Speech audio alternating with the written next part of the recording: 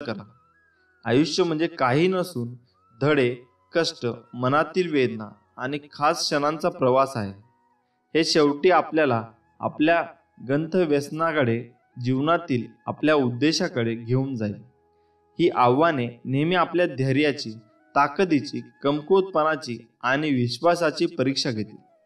तुमच्या मार्गावर तुम्हाला तुमच्या मार्गात येणाऱ्या अडथळ्यांना सामोरे जावे लागेल आणि तुम्हाला ते स्वीकारावे लागतील. आपल्याला योग्य मार्गावर येण्यासाठी या अडथळ्यांवर मात करावी लागेल. काही वेळा हे अडथळे प्रत्यक्षात वेशात वरदान ठरतात, परंतु त्यावेळी आपल्या लक्षात येतं नाही, जीवनाचे रहस्य त्यांना कळते ज्यांना कशाचीच ओढ नसते. तुम्ही माझे संपूर्ण व्हिडिओ ऐकले असाल व मी त्यासाठी तुमचा खूप खूप आभारी आहे. आपण जीवनाचे सार्थक केले पाहिजे. आपल्या कुटुंबावर आणि मित्रांवर प्रेम करून आयुष्य सुंदर बनवता येते. आपले कुटुंब, कार्यस्थळ, समुदाय आणि संपूर्ण जगाप्रती आपले कर्तव्य पूर्ण केल्याने जीवन अधिक सुंदर आणि अर्थपूर्ण होऊ शकते. जीवन हा एक मौल्यवान आणि गुंतागुंतीचा अनुभव आहे, जो सौंदर्य, आश्चर्य, आव्हाने आणि संधींनी भरलेला आहे. आणि इतरांच्या गरजा आणि कल्याण लक्षात घेऊन प्रत्येक क्षणाची काळजी घेणे आणि त्याचा पुरेपूर उपयोग करणे आवश्यक आहे. श्री स्वामी समर्थ. जय जय स्वामी समर्थ. सुखी संसारासाठी प्रभावी उपाय आणि तोडगे. श्री स्वामी समर्थ महाराज म्हणतात, उपवास करून शरीर शुद्ध होते, यात्रा करून शरीर बलवान होते, जप करून मानसिक विकास होतो, अनिष्ट ग्रहांची शांती केल्याने यश मिळते, धन रत्न जपत केल्याने लक्ष्मी स्थिर राहते, दान केल्याने धन दौलत व राज ऐश्वर्य लाभते, वास्तुशास्त्रानुसार घर बांधल्याने स्वास्थ्य मिळते, रत्न वापरल्याने मानसिक स्थिरता, शरीर बलवत्ता लाभते, रोज ध्यान करून एकाग्रता, दृढनिश्चय आणि निर्णय क्षमता वाढते. 2. नोकरीमध्ये प्रमोशन मिळत नसेल तर हा उपाय करावा. सर्वात प्रथम उजव्या हातावर काळ्या रंगाचा दोरा बांधलेला असेल तर सर्वात प्रथम तो काढून टाकावा आणि त्याऐवजी पंचरंगी धागा बांधावा. दररोज सकाळी कबुतरांना ज्वारी टाकावी. प्रगती 100% होतच. 3. ज्या ज्या वेळी आपण समुद्रकिनारी फिरायला जाता त्यावेळी जलदेवतेला प्रार्थना करून एक श्रीफळ, कुंकू अर्पण करून विसर्जन करा. तात्काळ नफा हेच त्याचे सूत्र. 4. रोज रात्री पूजा केल्यानंतर किंवा लक्ष्मी पूजन केल्यानंतर घरामध्ये व्यावसायिक ठिकाणी शंख अथवा डमरू वाजवावे. त्यामुळे घरातील दारिद्र्यता विना कटकट निघून जाते. 5. दूध व साखर मिसळलेले पाणी पिंपळाच्या झाडाला घालावे. 6. घरामध्ये सूर्योदय आणि सूर्यास्ताच्या अगोदर झाडू मारावा. त्यामुळे घरामध्ये दारिद्र्यता येत नाही. उत्तर पूर्वेला दरवाजा असेल तर तांदळाचं आणि पश्चिम दक्षिणेला दरवाजा असेल तर गव्हाचे स्वस्तिक उंबरठ्यावर काढावं. त्यावर मधोमध सुपारी व 4 बिंदूवर रुपया, हळद, कुंड, खारीक व बदाम असं क्रमाने ठेवावं किंवा विड्याच्या पानावर अक्षता सुपारी ठेवून ते पान उंबरठ्यावर ठेवा. किमान सणासुदीला व वाढदिवसा दिवशी वगैरे तरी हे करावे. 7. पैशाची कधीही कमतरता भासणार नाही. अश्वत्थाची म्हणजे पिंपळाची नित्य पूजा करून त्याला पाणी घालावे व दिगंबरा दिगंबरा श्रीपाद वल्लम दिगंबरा हा मंत्र म्हणून 108 प्रदक्षिणा घालाव्या व सूर्यास्तानंतर तेथे साजूक तुपाचे निरांजन लावून ठेवावे. तुमच्या मस्तकावर लक्ष्मीचा सदैव वरदहस्त राहील. 8. कुलदेवताचे वर्षातून एकदा दर्शन, अभिषेक व पूजा टाळाटाळ न करता करावी. तुमच्याकडे पैशाचा ओघ सतत वाहत राहील. नामस्मरण करताना तुम्ही मला पाहत नसाल, पण मी तुम्हाला पाहतो. जिथे नाम तेथे माझे प्राण. तुम्ही नाम घेता म्हणून मी तुमच्या मागे पुढे चालतो. नामात मन ठेवावे हेच माझे खरे दर्शन आहे. शेवटी सांगतो, नामाला शरण जा. मी नामाहून वेगळा नाही. नामातच मला पहा. भिवू नकोस, मी तुझ्या पाठीशी आहे. श्री स्वामी समर्थ. जय जय स्वामी समर्थ. जसे पेराल तसे उगवेल असं म्हणतात, पण तुम्ही जसे वागाल तशी दुनिया तुमच्यासोबत वागेल हेही तितकेच खरे आहे. यावरची आज एक मी तुम्हाला कथा सांगणार आहे, ते तुम्ही नीट ऐका. दुकानदार आणि हत्ती. एका गावात एक पाळीव प्राणी हत्ती राहत होता. सर्व गावकरी त्या पाळलेल्या हत्तीची काळजी घेत व त्याला खाऊ घालत असत. सर्व गावकऱ्यांचा तो हत्ती लाडका होता आणि सर्व गावकरी त्याला जीव लावत असे. हत्ती रोज सकाळी गावातील मंदिरात जात असे. रोज मंदिरात जाताना तो हत्ती एका फुलाच्या दुकानात थांबत असे. दुकानदार रोज फुले त्या हत्तीच्या सोंडेत देत असे. हत्ती तो फूल सोंडेत घेऊन मिरवत मिरवत नेऊन मंदिरात जाऊन देवाच्या चरणी वाहत असे. हत्ती ज्या प्रकारे फुले मिरवीत नेणे आणि मंदिरात जाणे लोक आनंदाने बघत असत. लोक हत्तीचे कौतुक करत असे. हत्तीची श्रद्धा हा सर्व गावकऱ्यांचा कौतुकाचा विषय झाला होता. एके दिवशी दुकानदार अत्यंत निराश अवस्थेत दुकानात बसला होता. रोजच्या सवयीप्रमाणे हत्ती दुकानात आला. निराश दुकानदाराने हत्तीला फुले देण्याऐवजी त्याच्या सोंडेला सुई टोचली. दुकानदाराने कारण नसतानाही स्वतःचा राग हत्तीवर काढला. हत्तीला फुले देण्याऐवजी हार ओवण्याची सुई जोरात टोचल्यामुळे हत्ती दुखावला गेला व त्याला त्या दुकानदाराचा राग आला. आपल्याला या दुकानदाराने विनाकारण छळले, त्यामुळे हत्तीने दुकानदाराला धडा शिकवण्याचे ठरवले. दुसऱ्या दिवशी हत्तीने दुकानच्या जवळून वाहणाऱ्या ओढ्याच्या पाण्यातून चिखलयुक्त पाणी सोंडेने भरून घेतले. हत्ती शांतपणे दुकानाजवळ आला.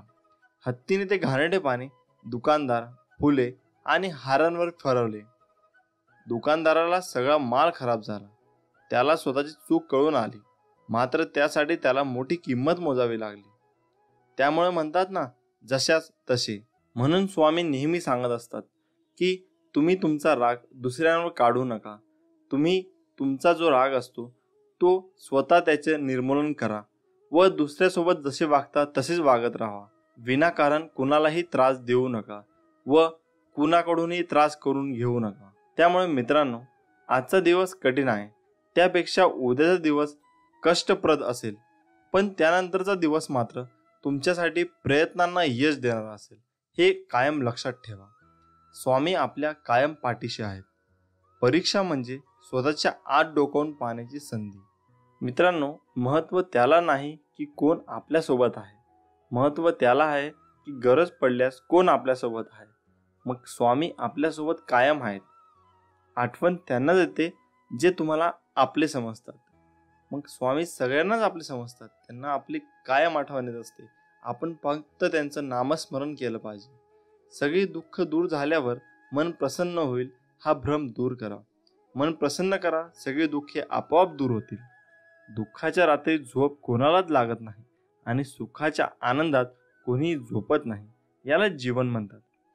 सुखासाठी कधी हसावं लागतं तर कधी रडावं लागतं, कारण सुंदर धबधबा बनायला पाण्यालाही उंचावरून पडावं लागतं. भूतकाळाविषयी रडण्यापेक्षा वर्तमान काळात लढण्यात आणि भविष्याची शिखरे चढण्यातच खरा पराक्रम आहे. आयुष्यात काही नसले तरी चालेल, पण तुमच्यासारखा प्रेमळ माणसाची साथ मात्र असू द्या. नजरेत भरणारी सर्वच असतात, पण तुमच्यासारखी हृदयात राहणारी फारच कमी असतात. त्यामुळे आपल्याला जर आमचं कंटेंट आवडत असेल तर आमच्या चॅनलला सबस्क्राईब जरूर करा. त्यामुळे मित्रांनो, मेहनत इतक्या शांततेने करा की तुमचं यशच आवाज करेल. हार आणि जीत तुमच्या मानण्यावर असतं. मानलं तर हार आहे आणि ठरवलं तर जीत आहे. स्वामी म्हणतात, अरे विश्वास ठेव, अरे जो माझा हात पकडतो त्याला कधी कोणाचे पाय पकडण्याची गरज भासत नाही. ब्रह्मांड नायक श्री स्वामी समर्थ. मीपणा दूर ठेवून जा विश्वास ठेवा, पदरी अपयश कधीच येणार नाही. हृदयातल्या मंदिरात अंधार असेल तर घरातल्या देव्हाऱ्यात दिवा लावून फायदा नसतो. कृपापूर्ण नेत्र स्वामींचे मायेने भरलेले, भक्तांच्या भेटीसाठी दिसतात आसुरलेले. चेहऱ्यावरचं तेज पाहून भान हरपते, स्वामी चरणी मन सहज रूढ होते. स्वामी म्हणतात, तुमच्या अंतरात्म्यात आहे मी, तुला हरू देणार नाही, या कलियुगात तुला एकटे सोडणार नाही. स्वामी म्हणतात, दुसऱ्याच्या ताटातलं हिसकावून खाण्यात एखाद्याला आपली शान वाटते, तर कुणाला आपल्या ताटातलं दुसऱ्याला भरवण्यात समाधान वाटते. मी सर्वत्र आहे, मी चराचरा व्यापून आहे, मी वारा आहे, मी पाणी आहे, आकाशही मीच आहे, गगनात मीच आहे, ध्रुवावर, कैलासावर आणि गरुडावरही मीच आहे. मी कुठेही गेलो नाही, मी सदैव तुमच्या पाठीशी आहे. आपल्याला दुःख देणारे जगात कमी नाहीत, हे तितकंच सत्य आहे जितकंच सत्य हेही आहे की की आपल्याला आईच्या मायेने जवळ घेणारे स्वामींशिवाय कोणीही नाही. जिथे सर्व असमर्थ तिथे फक्त स्वामी समर्थ. श्रम करा सुख मिळेल, त्याग करा आत्मानंद मिळेल, दान करा धन मिळेल, सहाय्य करा सोबत मिळेल, व्यसन सोडा शांती मिळेल, कला शिका अमर व्हाल, मीपणा सोडा मोठे व्हाल, प्रार्थना करा प्रगती होईल, ध्यान करा ज्ञान मिळेल, भक्ती करा मुक्ती मिळेल, समाधानी राहा सुखी व्हाल. श्री स्वामी समर्थ. जो असे कारण सर्व सृष्टीसी, अकारणे जो लावी भक्तीसी, भुलवी मनांच्या दंभ युक्तीसी, असा अविनाशी स्वामी माझा. मोठा अधिकार संपत्ती यांचा चिरकाल भरवसा मानू नये. श्री स्वामी समर्थ. जय जय रघुवीर समर्थ. विश्वास ठेव जिथे संपते मर्यादा तुझी, तिथून साथ देतो मी तुझी. भिवू नकोस मी तुझ्या पाठीशी आहे. एवढं वाक्य पुरेसं आहे कोणत्याही संकटावर मात करण्यासाठी. मनामध्ये श्रद्धा आणि विश्वास असेल तर कोणती गोष्ट अशक्य नाही आहे. हातावरील रेषेत दडलेलं भविष्य बघू नका, त्याच हाताने कष्ट करा व स्वतःचे भविष्य घडवा. स्वप्न ती नव्हेत जी झोपल्यावर पडतात, स्वप्न ती की जी तुम्हाला झोपूच देत नाही. स्वतःवर असलेला विश्वास जेव्हा अधिकाधिक घट्ट होतो तेव्हा तोच विश्वास आपल्या आयुष्यातही परावर्तित होतो. स्वतःचे ध्येय हेच स्वतःचे जीवन कार्य समजा.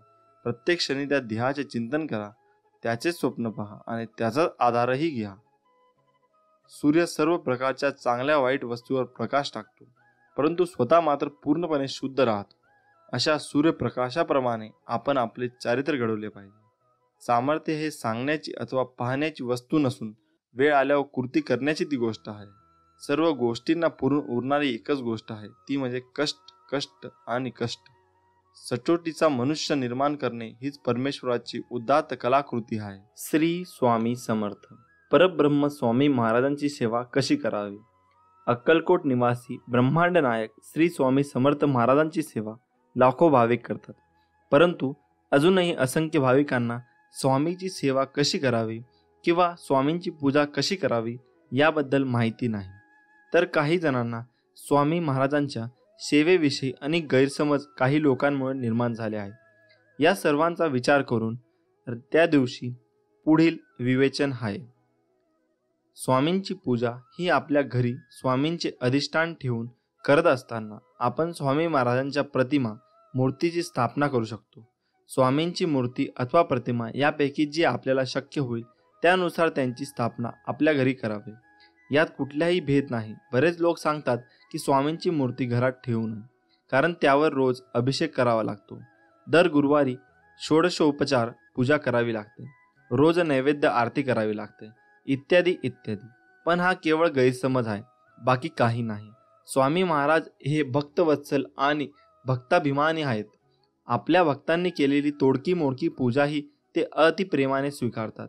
गजेंद्रांनी आर्ततेने अर्पण केलेल्या केवळ एका कमलपुष्पाने धावून येणारा आणि कोट्यावधी भक्तांचे केवळ नामस्मराने कल्याण करणारा पूर्ण परब्रह्म अपुऱ्या पूजेअभावी आपल्यावर रागवेल, ही भावना चुकीची आहे.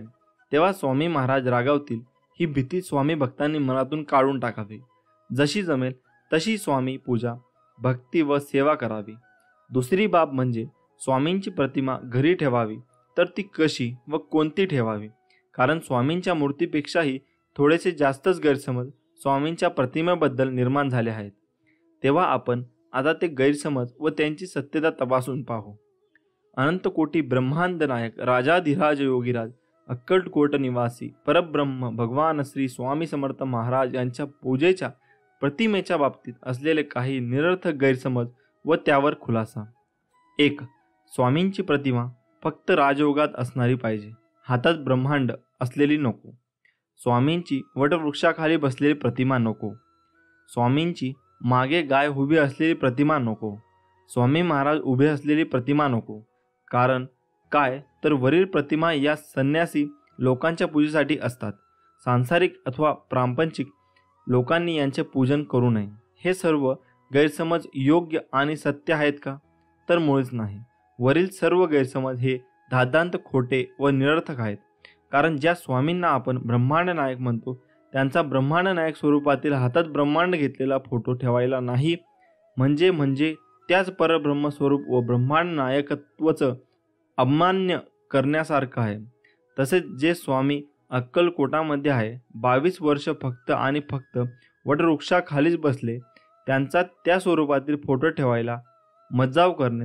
आपल्या धर्मात जिला गोमाता मानले जाते तिची पूजा सर्वत्र मांगल्य निर्माण करते असे म्हणतात. जिच्या 33 कोटी देवता विराजमान आहेत अशी श्रद्धा आहे. जिचे मूत्र आणि विष्ठा ही पवित्र मानले जाते, किंबहुना त्याशिवाय कुठलेही मंगल कार्य संपन्न होत नाही. सर्वात महत्त्वपूर्ण म्हणजे स्वामींनी अक्कलकोटमधील आपल्या वास्तव्य काळात ज्या भागीरथी गाईला क्षणभरही अंथरूण दिले नाही, तिच्या मृत्यूनंतर तिची एखाद्या तपस्वी योग्याप्रमाणे उत्सव करून समाधी बांधली, तिच्याच सोबत स्वामींचा फोटो ठेवायला मनाई करणे. जे परब्रह्म आहेत, भक्तवत्सल्य, भक्ताभिमानी आहेत आणि भक्तांच्या पाठी सदैव उभे आहेत, त्यांचाच उभा असलेला फोटो पूजन करू नये असे म्हणणे किंवा वरील सर्व प्रकारच्या प्रतिमांचे पूजन करू नये असे म्हणणे हा स्वामींचा परब्रह्मतत्वाचा घोर अपमान आणि अक्षम्य अपराध आहे. हा अपराध कोट्यावधी ब्रह्महत्यापेक्षाही मोठा आहे. स्वामींच्या लीला काळात श्री बाळाप्पा महाराजांपासून ते श्री आनंदनाथ महाराजांपर्यंत सर्व स्वामी भक्त वटवृक्षाखालील हातात ब्रह्मांड घेतलेलाच फोटो पूजत असतात, ज्यापैकी संन्यासी कमी आणि सांसारिक जास्त आहेत. पण त्याच कधीच काही अहित झालं नाही. तर मग त्यांचे कल्याण करून त्यांना स्वस्वरूपात सामावून घेणारे स्वामी अशा प्रतिमेचे पूजन आमचे काही अहित करतील असा विचार मनात आणणेही सुद्धा स्वामींचे घोर प्रतारणा ठरेल. असो, तेव्हा अशा गैरसमजांना बळी न पडता स्वामी भक्तांनी या बाबीकडे दुर्लक्ष करून जशी जमेल तशी स्वामींची यथेच्छ सेवा करून आपले कल्याण करून घ्यावे ही नम्र विनंती. आणि हो, त्यासोबत हे देखील आहे का, त्रुटीचे अनेक चमत्कारिक उपाय ज्योतिषशास्त्रात सांगण्यात आले आहेत. हे उपाय केल्यास सर्व प्रकारच्या आर्थिक समस्यांवर मात करण्यास मदत होते. एवढेच नाही तर आरोग्याशी संबंधित समस्यांचे निदान करण्यातही त्रुटी गुणकारी आहे. घरातील वास्तुदोष, कर्जमुक्ती, धनलाभ आणि घरात असलेली नकारात्मक ऊर्जा दूर होण्यास मदत होते.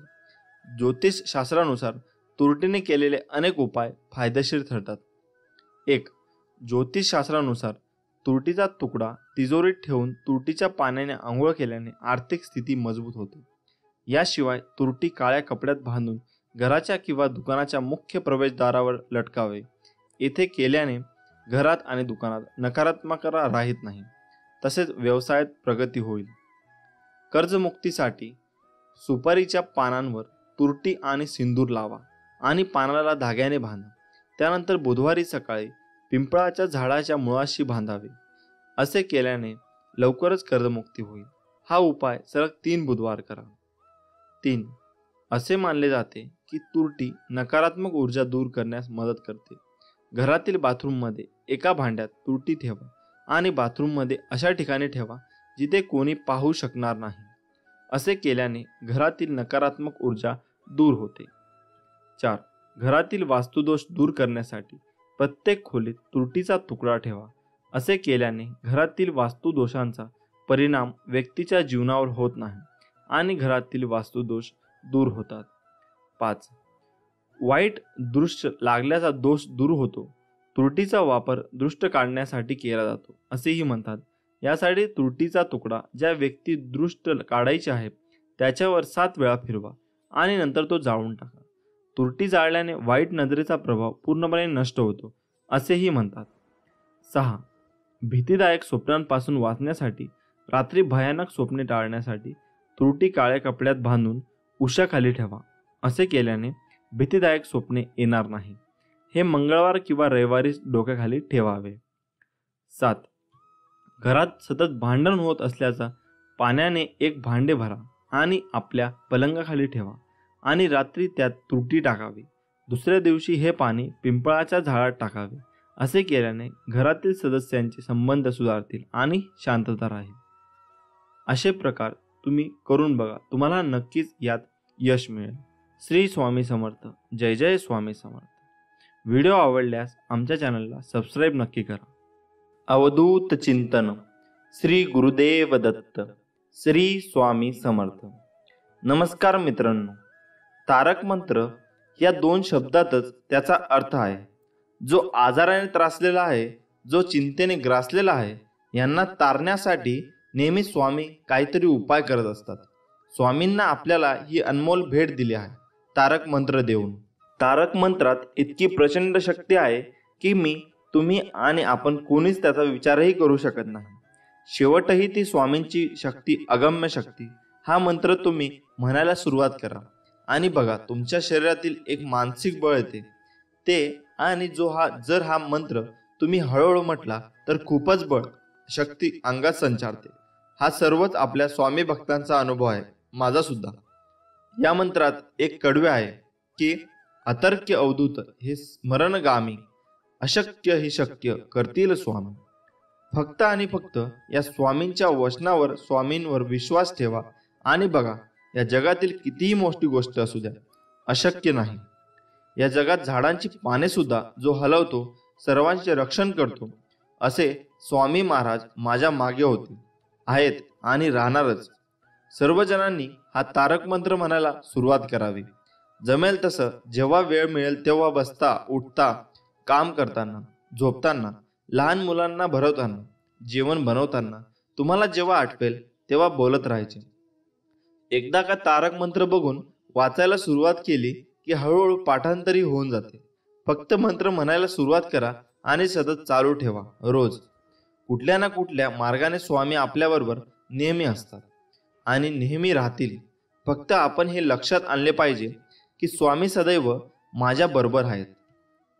चला तर मग अतिप्रभावशाली स्वामी तारक मंत्राकडे वळूया. तुम्हाला जमेल तसे कुठलीही चाल लावून बोलू शकता.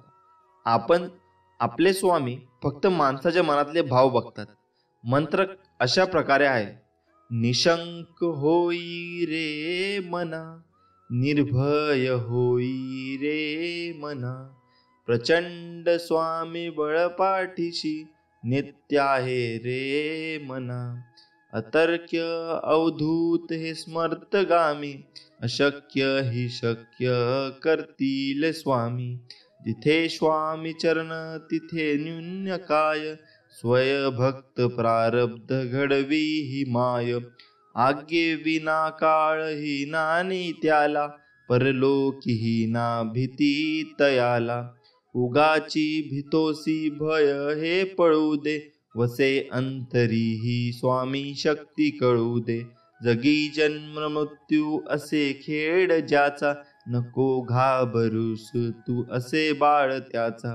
खरा होई जागा श्रद्धे सहित, कसा होसी त्याविन तू स्वामी भक्त. आठव कितीदा दिली त्यानी साथ, नको डगमगू स्वामी देतील हात. विभूती नमन नाम ध्यानार्धी तीर्थ, स्वामीच या पंचामृतात हे तीर्थ घेई आठवी रे प्रचिती.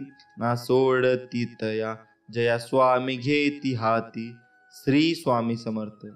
झालेली सेवा स्वामी चरणी अर्पण करून आपण आजचा व्हिडिओ इथे संपवूया.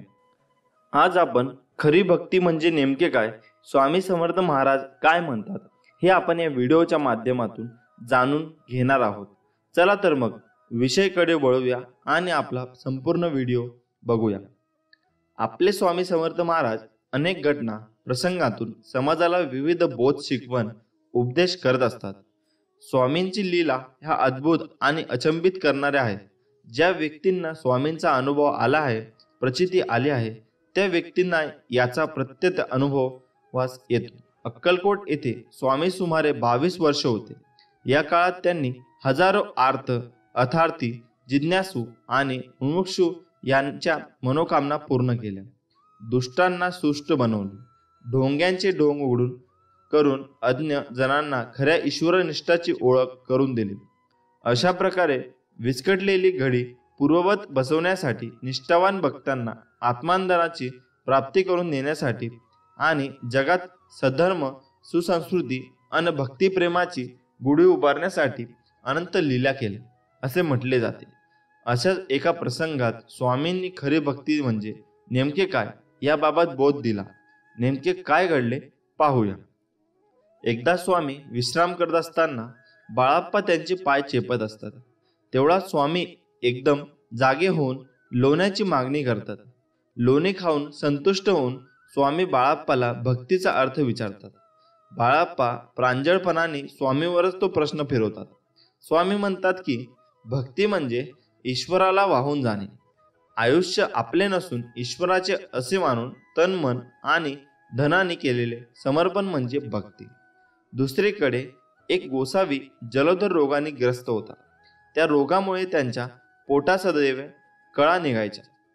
पण त्यांची द्वारकेला जाऊन द्वारकनाथांचे दर्शन करावे अशी तीव्र इच्छा होती. मृत्यूपूर्वी द्वारकेला जाऊन कृष्ण दर्शन करायचे असा निश्चय गोसावी करतो. द्वारकेला जाताना रात्री स्वामी संन्यासी रूपात गोसाव्याला स्वप्नात दृष्टांत देतात आणि अक्कलकोटला बोलवतात. गोसावी थोडा विचार करून अक्कलकोटला येतो. स्वामी त्याला पाहिल्याबरोबर विचारतात की क्यों द्वारका जा रहे थे ना, यहाँ अक्कलकोट कैसे पहुंचे. स्वामींच्या प्रश्नांची गोसावी विस्मित होतो.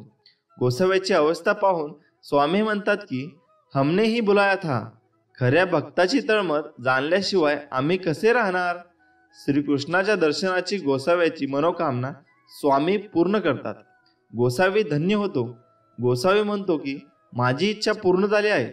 आता देवाज्ञा झाली तरीही काही हरकत नाही. ही वेळ अजून आली नाही असे सांगून स्वामी गोसाव्याला एका झाडाचा पाला देतात. हा पाला रोज वाटून खात जा. काही दिवसांनी गोसावी रोगमुक्त होतो. स्वामी म्हणतात की अनन्य भाव भक्ती असलेल्या शिष्याची मनोकामना आम्हाला पूर्ण करावीच लागते. ज्याची भक्ती पक्व दिशेला गेलेली असते त्याची कामना गुरु स्वतः पूर्ण करतात व स्वामी असेच आपल्या पाठीमागे कायमस्वरूपी आहेत. त्यामुळे स्वामी म्हणतात घाबरू नकोस, मी तुझ्या पाठीशी आहे. मित्रांनो, अजून प्रार्थनेचे फळ लवकर मिळावे म्हणून स्वामींचा उपदेश कायम लक्षात ठेवा. देवाने आपली इच्छा पूर्ण करावी असे प्रत्येकाला वाटते, पण त्या मागण्यात किती आतरता आहे हे देव ताडून पाहतो. म्हणून स्वामी म्हणतात प्रार्थना सगळेच करतात, परंतु सगळ्यांचीच प्रार्थना फळतेच असे नाही का. याचे कारण स्वामी समर्थ महाराज एका दृष्टांत देऊन सांगतात. एकदा समस्त शिष्यासमवेत स्वामी समर्थ महाराज प्रवासात निघाले होते. प्रवासात असताना अवकाळी पाऊस सुरू झाला. स्वामींची सोबत असूनही सगळे बिथरले होते. सर्वांनी एका झाडाचा आश्रय घेतला. सगळेजण पाऊस थांबण्याची वाट पाहत होते, परंतु पावसाचा जोर वाढतच चालला होता. असे चालत राहिले तर पूरसदृश परिस्थिती निर्माण होईल या भीतीने सगळे भक्त स्वामींना शरण गेले. तेव्हा स्वामी म्हणाले, अरे, अशी गयावया करण्यापेक्षा त्या पावसाला हात जोडून विनवणी करा, प्रार्थना करा. सर्वांनी मनापासून प्रार्थना केली तर तो तुमचं नक्की ऐकेल. प्रार्थनेत शक्ती असतेच, परंतु सामूहिक प्रार्थना लवकर फळते. यासाठी सर्वांनी एकमुखाने एक दिलाने प्रार्थना करा. सर्वांना स्वामींचे म्हणणे पटले. सर्व भक्तांनी प्रार्थना केली आणि काय आश्चर्य, पाऊस कमी होत होत पूर्ण थांबला. तात्पर्य हेच, स्वामी सांगतात एखादी गोष्ट तळमळीने केली तर तिचे फळ निश्चित मिळते. प्रार्थना अशी करा की समोरच्याला तुमचे ऐकावेच लागेल. एवढी शक्ती तुमच्या शब्दामध्ये आणि भावनेमध्ये असायला हवी, तर ती खरी प्रार्थना. मागण्यास मासे मागावे ज्यात केवळ आपल्या हिताचा नाही तर सर्व सृष्टीचा अर्थात सर्व जीवसृष्टीचा भल्याचा विचार केला असेल. दुसऱ्याचे वाईट आणि माझे चांगले ही भावना असेल तर तुमची इच्छा कधीच पूर्ण होणार नाही. हे कायम लक्षात ठेवा. स्वामी समर्थ सर्वांचे कल्याण करतील. त्यासाठी आपणही समतेने, ममतेने, आपुलकीने सर्वांचा विचार करायला हवा. श्री स्वामी समर्थ. जय जय स्वामी समर्थ.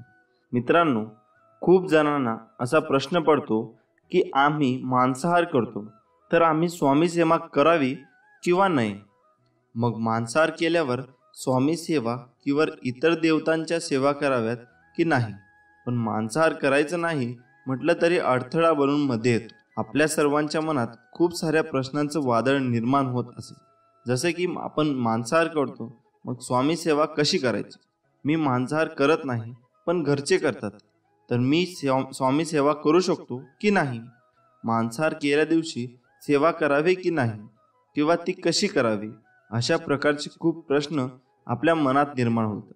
त्यामुळे असे खूप सारे प्रश्न मनात असताना म्हणून सेवेत लक्ष लागणं थोडं कठीणच असते. त्यामुळे आपण आपल्या मनात चालत असलेल्या महत्त्वाच्या प्रश्नांचे उत्तर आज आपण पाहणार आहोत. आपल्या सगळ्यांना स्वामी सेवा करायची असते, पण मांसाहार या शब्दामुळे आपली बऱ्यापैकी मानसिकता नकारात्मक होते. आपल्या मनापासून वाटत असतं की स्वामी सेवा करावी आणि दुसरीकडे आपण मांसाहार करतो हा अशुद्ध भाव असल्या आपल्या मनात येतो. पण जेव्हा आपण शुद्ध शाकाहारी अन्न घेतो त्यावेळी आपल्या मनात कुठल्याही शंका येत नाही. पण जेव्हा तुम्ही मांसाहार अन्न ग्रहण करतात तेव्हा तुम्ही मानसिक दृष्ट्या स्वतःला अयोग्य समजतात आणि त्यामुळे आपल्या देवतेची, आपल्या स्वामींची सेवा करणे, भक्ती करणे अयोग्यच असते. जेव्हा घरात मांसाहार जेवण बनलेले असते तेव्हा घरातील वातावरण रोजच्या दिवसासारखं नसतो. त्या दिवसात थोडासा बदल असतो. जर तुम्ही लक्ष दिले तर ते तुम्हाला नक्की जाणवेल. त्या दिवशी घरात अशांतता वाढते, घरात वादही होतील. म्हणून मांसाहार हा स्वामी सेवेतील अडथळा होऊ शकतो. मग आता यावर उपाय काय करायचा? तर जेव्हा तुम्ही मांसाहार अन्न ग्रहण केलं असेल तेव्हाच स्वामी सेवा न केलेलीच बरी. आणि तसेही स्वामी भक्त सेवा करणारही नाहीत. पण एक गोष्ट लक्षात ठेवावी, आपला तो दिवस स्वामी सेवा विना वाया गेला असे समजावे. कारण श्री गुरुचरित्र ग्रंथात लिहिले आहे, ज्या दिवशी पुण्य घडले नाही तो दिवस गेला वाया, तया यमाशी करुणा नाही करावे पुण्य तात्काळ. या वाक्याचा अर्थ असा आहे, ज्या दिवशी आपल्याला हातून पुण्य घडणार नाही तो दिवस वाया गेला असे समजावे. पण त्या यमाला दया नसते, त्यामुळे तात्काळ पुण्य करावे लागते. मग या मांसाहारामुळे आपला तो एक दिवस वाया गेला एवढे मात्र नक्की आहे. आता हे सगळे आपल्या मनातील विचार झाले. पण आपल्या मनालाच प्रश्न करायचा की मी स्वामींची सेवा करतो आणि स्वामींना आवडत असेल की मी मांसाहार केलेला, याचं उत्तर तुम्ही स्वतःच्या शोधण्याचा प्रयत्न करा. ही माहिती अनेक माध्यमांच्या आधारे एकत्रित केलेली आहे. याच कोणीही संबंध अंधश्रद्धेशी जोडू नये ही विनंती. स्वामींचे प्रेम समजण्यासाठी मन नेहमी पूर्णपणे शांत ठेवावे. जेव्हा आपले मन शांत असते तेव्हा ते खूप शक्तिशाली असते. अनंत कोटी ब्रह्मांड नायक राजाधिराज योगीराज परब्रह्म श्री सच्चिदानंद सद्गुरु अवधूत चिंतन भक्त वात्सल्य भक्ताभिमानी कलकोट निवासी श्री स्वामी समर्थ महाराज की. मित्रांनो, भिवू नकोस, मी तुझ्या पाठीशी आहे. हे वाक्य वाचलं आणि ऐकलं तरी स्वामी समर्थांची मूर्ती डोळ्यासमोर उभी राहते. श्री दत्तगुरूंचा अवतार मानण्यात येणाऱ्या स्वामी समर्थांचे अनेक भक्त आहेत. कर्म करत राहायचे, त्याचे फळ कधी ना कधी तरी मिळतेच हे मनात स्वामींची भक्ती करण्यात लीन होणारे भक्त नेहमीच संकटातून तरतात असा विश्वास भक्तांना आहे. कितीही संकट आली तरी स्वामींचे नामस्मरण केल्यानंतर आणि स्वामींनी सांगितलेले जीवनाचे सार लक्षात घेऊन वागल्याने नक्कीच जीवनाचे सार्थक होते. स्वामी समर्थांची अगाध महिमा आणि त्यांच्या अवतारामध्ये त्यांनी केलेली कार्य हे अफाट आहे. रोजच्या जगण्यात आपण कसेही जगतो, पण आपल्या आयुष्यात काय बरोबर आहे आणि काय चूक आहे या गोष्टी आपण ठरवणे अत्यंत गरजेचे आहे. श्रीमंतीचा गर्व नको, स्वाभिमानाने जगावे, मीपणा सोडा, सर्वांशी प्रेमाने वागा, मन परमेश्वराच्या चिंतनात गुंतवा, थोरा मोठ्यांचा आदर करा, कर्मावर आणि स्वामींवर विश्वास ठेवा. कितीही संकटे आली तरी तुम्ही त्यातून बाहेर याल. हातावरील रेषेत दडलेले भविष्य पाहू नका, तर त्याच हाताने प्रामाणिकपणे काम आणि मुखात स्वामी नाम राहू द्या. एखादी भेट तेव्हा शुद्ध असते तेव्हा ती शुद्ध मनाने चांगल्या व्यक्तीला योग्य वेळी आणि योग्य ठिकाणी निस्वार्थपणे दिली जाते. विनाकारण चिंता आणि भीती एखाद्या रोगाप्रमाणे आहे, जी तुम्हाला आतून पोखरत राहते. स्वामी म्हणतात, जीवनात भविष्य आहे ना भूतकाळात आहे, जीवन तर या क्षणी वर्तमान काळात आहे. जे झाले ते चांगलेच झाले, जे होत आहे ते चांगलेच होत आहे आणि जे होणार आहे तेही चांगलेच होणार आहे. तुम्हाला जे मिळत आहे ते तुमच्यासाठी योग्य आहे की नाही हे तुम्हाला माहीत नाही, मात्र मला नक्कीच माहीत आहे आणि मी तुमच्यासाठी जे चांगले आहे तेच देणार. प्रत्येक गोष्ट मनासारखी घडली असती तर जीवनात दुःख उरलं नसतं. दुःखच जर उरलं नसतं तर सुख कोणाला कळलं नसतं. सज्जन व्यक्ती कल्याणासाठी आणि दुष्ट व्यक्ती विनाशासाठी असतात. धर्मस्थापनेसाठी युगयुगाने मी प्रत्येक युगात जन्म घेत आलो आहे. मृत्यूनंतर जे जे काढून घेईल जाईल तो संसार असेल, पण मृत्यूनंतर जे चितेच्या ज्वालासोबत लपटून येईल ते तुमचे कर्म असेल आणि मी तुमच्या सोबत असेल. एक शब्द आहे नशीब, याच्याशी लढून बघा आणि हरला नाही तर सांगा. अजून एक शब्द आहे स्वामी, आता त्याने बोलून तर बघा. मनासारखं नाही झालं तर सांगा. जेव्हा जेव्हा तुला माझी गरज असेल तेव्हा तेव्हा तुझ्यासाठी नक्कीच धावत येईल. विश्वास ठेव. अरे जो माझा हात पकडतो त्याला कधी ना कधी कुणाचे पाय पकडायची गरज भासत नाही. तुझ्या अंतरात्म्यामध्ये आहे मी, तुला हरू देणार नाही. या कलियुगात तुला एकटे पडू देणार नाही. तू कर मत फिक्र, जो हुआ नहीं मैं करूंगा वो जो तूने सोचा ही नहीं. सुखी आणि यशस्वी जीवनासाठी आचार्य चाणक्यांनी नीतिशास्त्रामध्ये विविध सूत्र सांगितले आहेत. जे लोक या नीतीचे पालन करतात त्यांच्या जीवनातील सर्व समस्या नष्ट होतात. आचार्य चाणक्यांनी एका नीतीमध्ये 3 अशा लोकांबद्दल सांगितले आहे. त्यांचे भले करून देखील आपल्याला दुःख मिळण्याची शक्यता राहते. चाणक्य नीतीनुसार त्या 3 लोकांपासून दूर राहण्यातच आपले हित आहे. एखाद्या मूर्ख व्यक्तीला उपदेश देऊ नये. मूर्ख व्यक्ती नेहमीच प्रत्येक गोष्टीसाठी चुकीचा तर्क वितर्क करत राहतो. यांना समजून सांगणे खूप कठीण काम आहे. एखादा श्रेष्ठ व्यक्ती सुद्धा एखाद्या मूर्खाला विद्वान बनवू शकत नाही.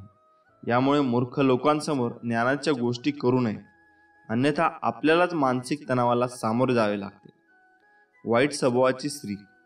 जर एखादी स्त्री वाईट स्वभावाची असेल आणि तिला फक्त पैशांचा मोह असेल तर पुरुषाने अशा स्त्रीपासून दूरच राहावे.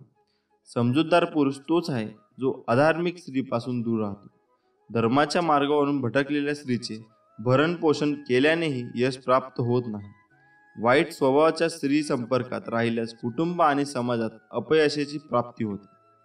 विनाकारण दुःखी व्यक्ती, जे लोक विनाकारण दुःखी राहतात ते नेहमी देवाला दोष देत राहतात.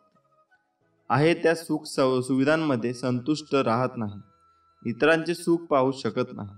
अशा लोकांपासून नेहमी दूरच राहण्यामध्ये शहाणपण आहे. हे लोक नेहमी दुःखी राहतात आणि जो या व्यक्तींच्या संपर्कात येतो त्यालाही या व्यक्ती सांगून सांगून दुःखी करतात. त्यामुळं स्वामी आपल्याला म्हणतात की भिवू नकोस बाळा, मी तुझ्या पाठीशी आहे. तू तुझं कर्म करत राहा, मी सदैव तुझ्या पाठीशी राहीन. व्यक्तीच्या जीवनाचे 2 पैलू आहेत. जेव्हा तो त्यांच्या चांगल्या आणि वाईट अवस्थेतून जात असतो, परंतु ज्याप्रमाणे चांगली वेळ निघून जाते तसेच वाईट काळही नेहमी नसतो. कदाचित आपण ऐकले असेल की जेव्हा एखाद्या व्यक्तीसोबत चांगले किंवा वाईट घडत असते तेव्हा देव त्याला काहीतरी संकेत देतो, पण ते त्या व्यक्तीला समजत नाही. त्याला असे वाटते की हा वाईट काळ हा का आला असेल, माझ्याकडून काय चूक झाली आहे हे देखील मला माहीत नाही. पण हे सत्य आहे, जेव्हा व्यक्तीचा वाईट काळ येतो तेव्हा तो वाईट काळ येण्यापूर्वीच देव हे 6 संकेत देतो. तेव्हा वेळ असतानाच ते संकेत समजून घ्या आणि वाईट काळासोबत लढण्यासाठी तयार राहा. वाईट काळ येण्याआधी देव हे 6 संकेत देतो. नंबर 1. प्रथम संकेत.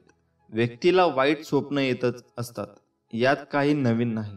परंतु जर दररोज रात्री आपल्याला असे वाईट स्वप्न येत असतील तर त्याचा अर्थ असा होतो की आपल्या घरी काहीतरी वाद होईल किंवा व्यवसायातील प्रगती मंद होईल. अशी स्वप्न नेहमी येत असतील तर कुटुंबातील सदस्यांवर मोठी संकट येण्याची शंका असू शकते.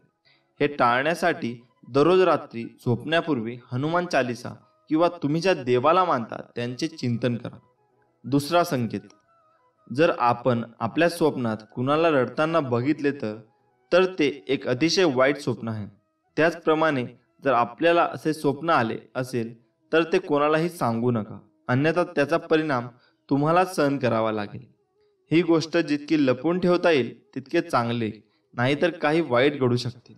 हे टाळण्यासाठी आपल्या वाईट स्वप्नांबद्दल कुणालाही सांगू नका. तिसरा संकेत. शरीराच्या डाव्या बाजूचा कोणताही अवयव फडकत असेल तर हे खूपच वाईट मानले जाते.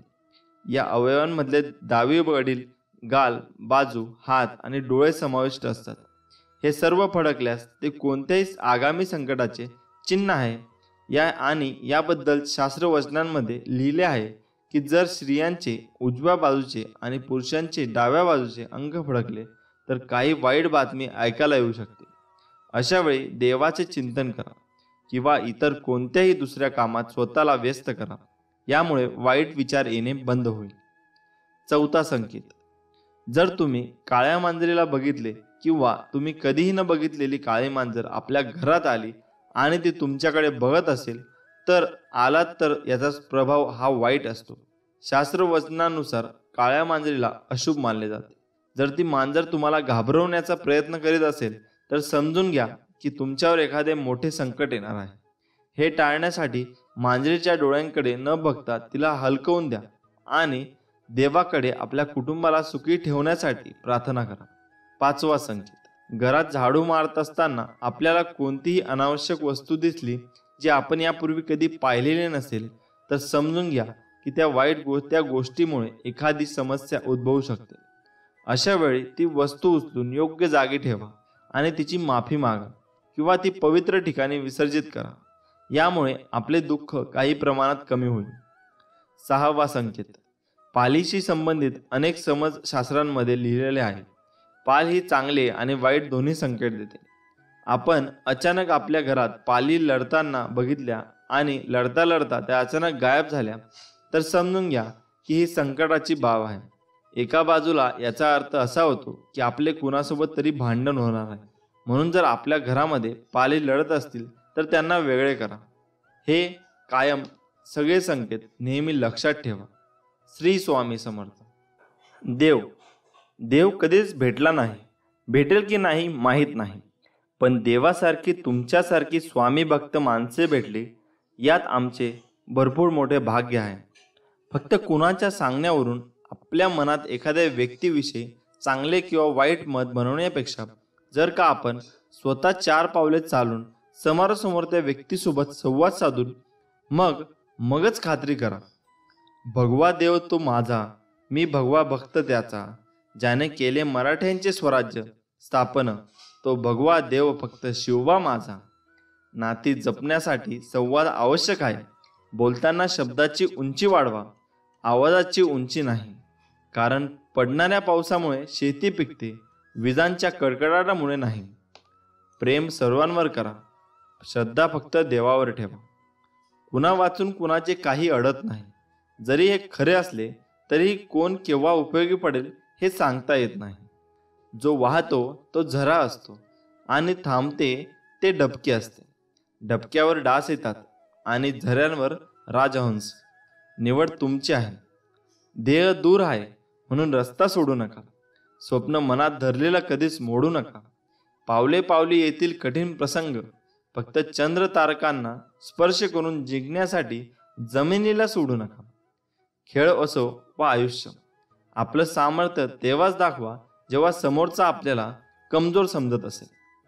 पक्षी जेव्हा जिवंत असतो तेव्हा तो किड्या मुंग्यांना खातो, पण जेव्हा पक्षी मरण पावतो तेव्हा तेच किड्या मुंग्या त्या पक्षाला खातात. वेळ आणि स्थिती केव्हाही बदलू शकते. कोणाचा अपमान करू नका आणि कोणाला कमीही लेखू नका. आपण कुणाचे वाईट केले नाही तर देव आपले सुद्धा वाईट करत नाही.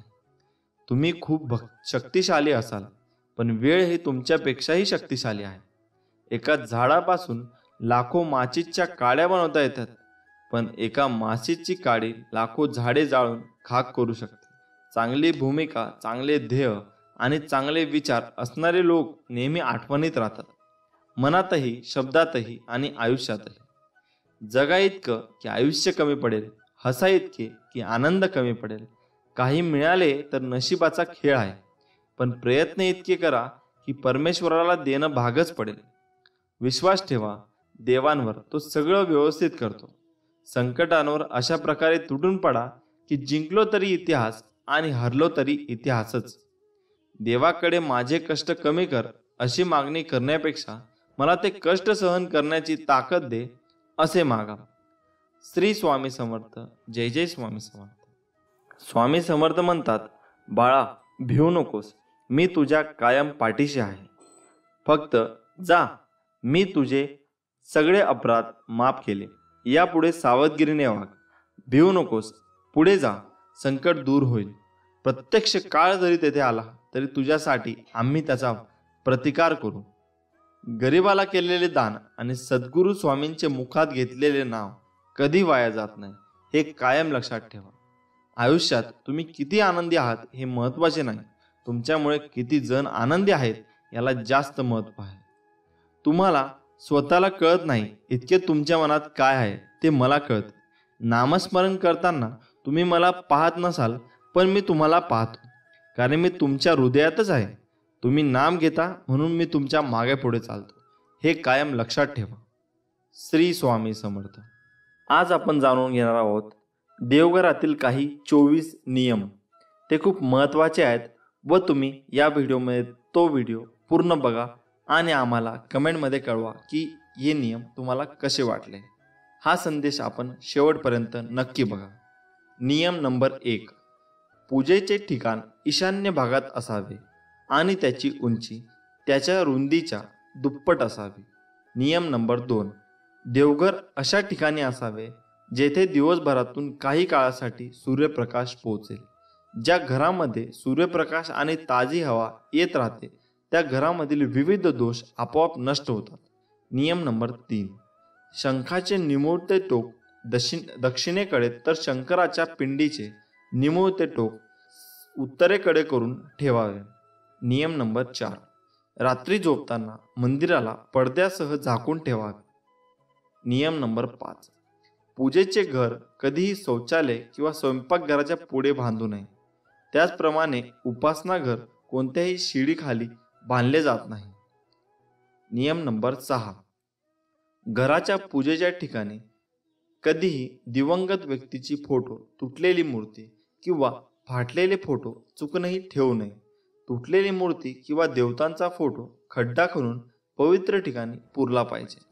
नियम नंबर 7.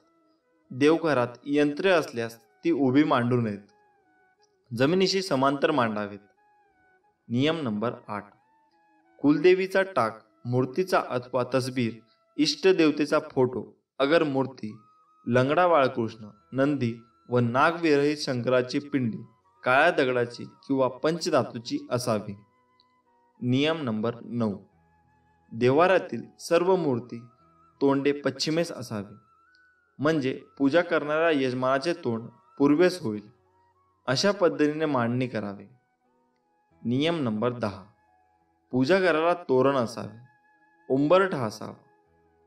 नियम नंबर 10. देवघरात प्रकाशासाठी दिवा नेहमी दक्षिण दिशेला लावा. नियम नंबर 12.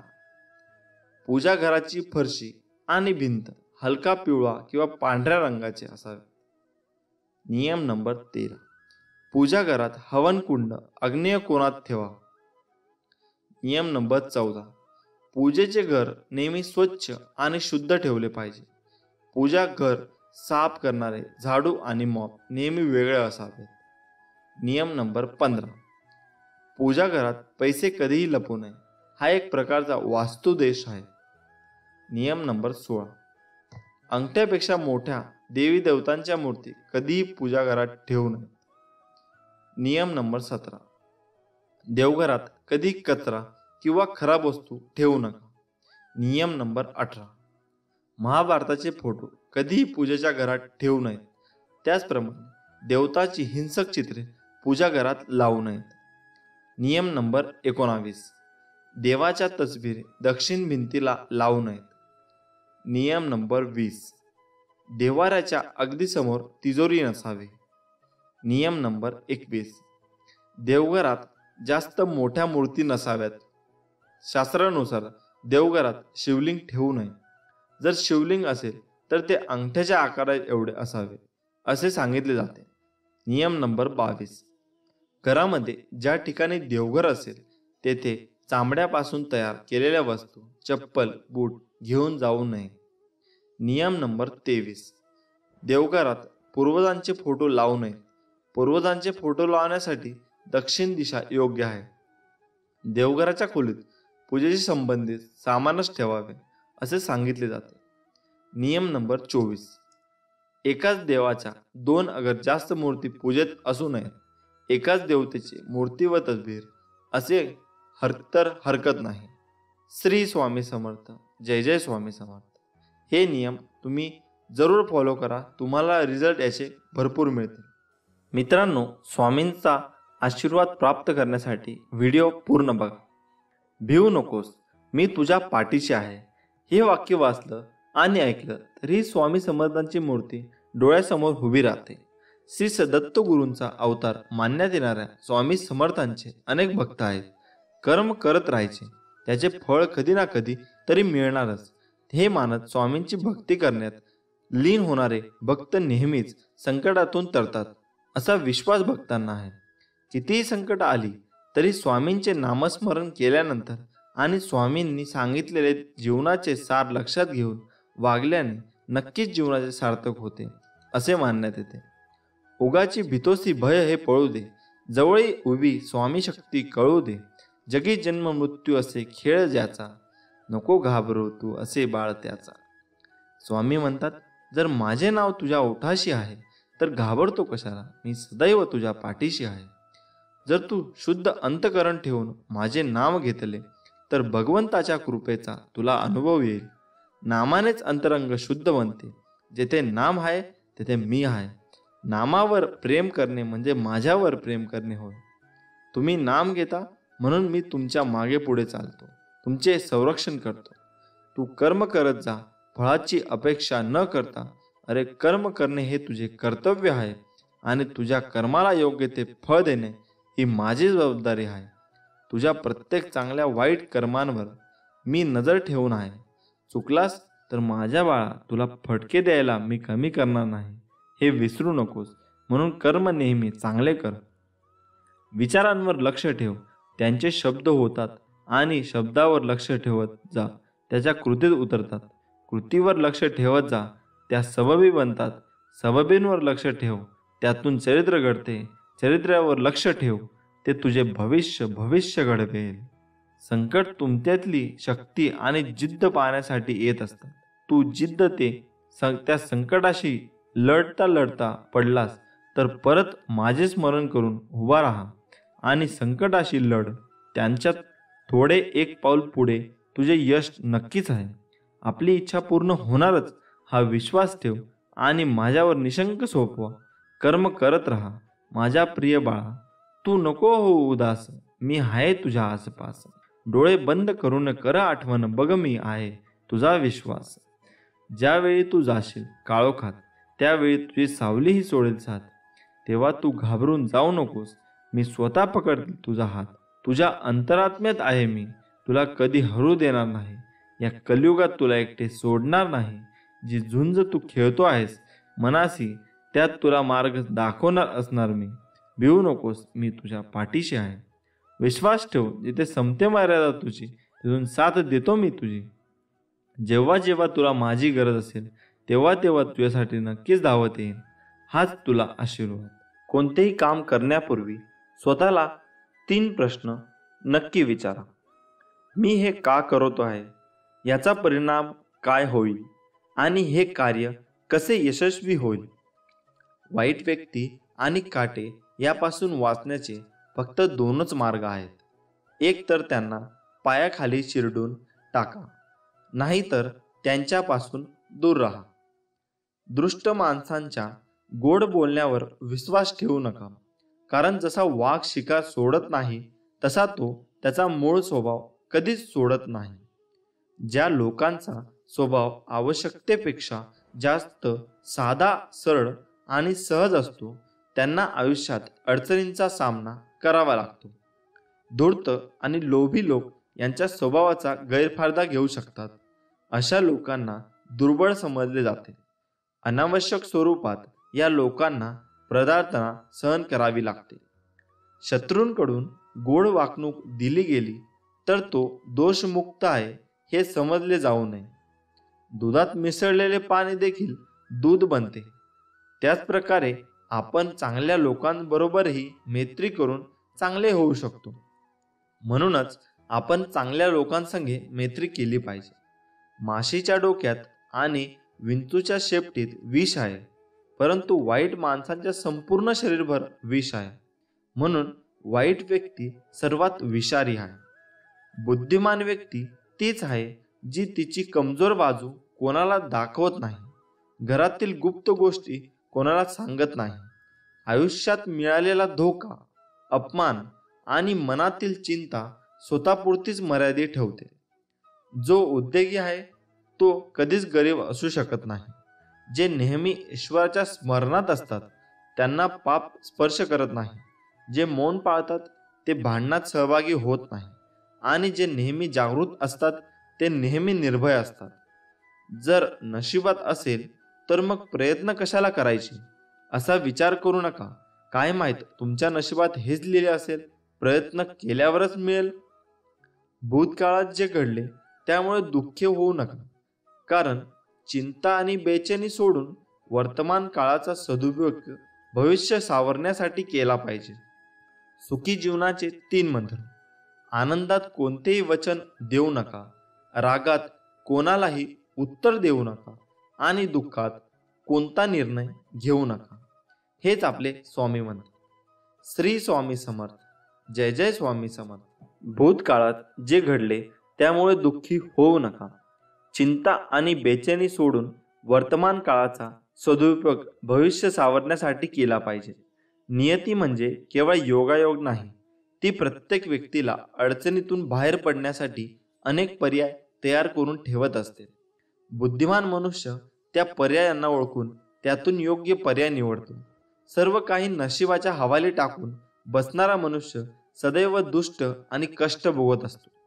असे लोक जीवनात काहीही करू शकत नाही. लग्नानंतर जोपर्यंत पतीकडे पैसा असतो, तो सर्व सुख सुविधा प्रदान करतो, तोपर्यंत पत्नी त्याची सर्व प्रकारे काळजी घेते. परंतु दुर्दैवाने पतीचा पैसा नष्ट झाला आणि सुख संपत्ती संपून गेल्यावर पत्नीची खरी पारख होते. या काळातच समजते की पत्नीचे प्रेम पतीवर होते की त्याच्या पैशावर. परमेश्वराने आपल्याला 2 डोळे 2 कान दिले आहेत, मात्र जीव एकच आहे. याचा अर्थ आपण जास्तीत जास्त पाहावे, ऐकावे, मात्र बोलावे मोजकेच. ज्याचा खर्च उत्पन्नापेक्षा जास्त आहे असा व्यक्ती गरीब असतो. ज्या व्यक्तीजवळ फक्त पैसा आहे त्याच्यापेक्षा जास्त गरीब दुसरा कोणीही नाही. ज्या व्यक्तीला पैशाचा हव्यास आहे त्याला पैसा देऊन अहंकारी व्यक्तीला हात जोडून मूर्खाची गोष्ट मान्य करून आणि विद्वानाला सत्य बोलून वश करता येऊ शकते.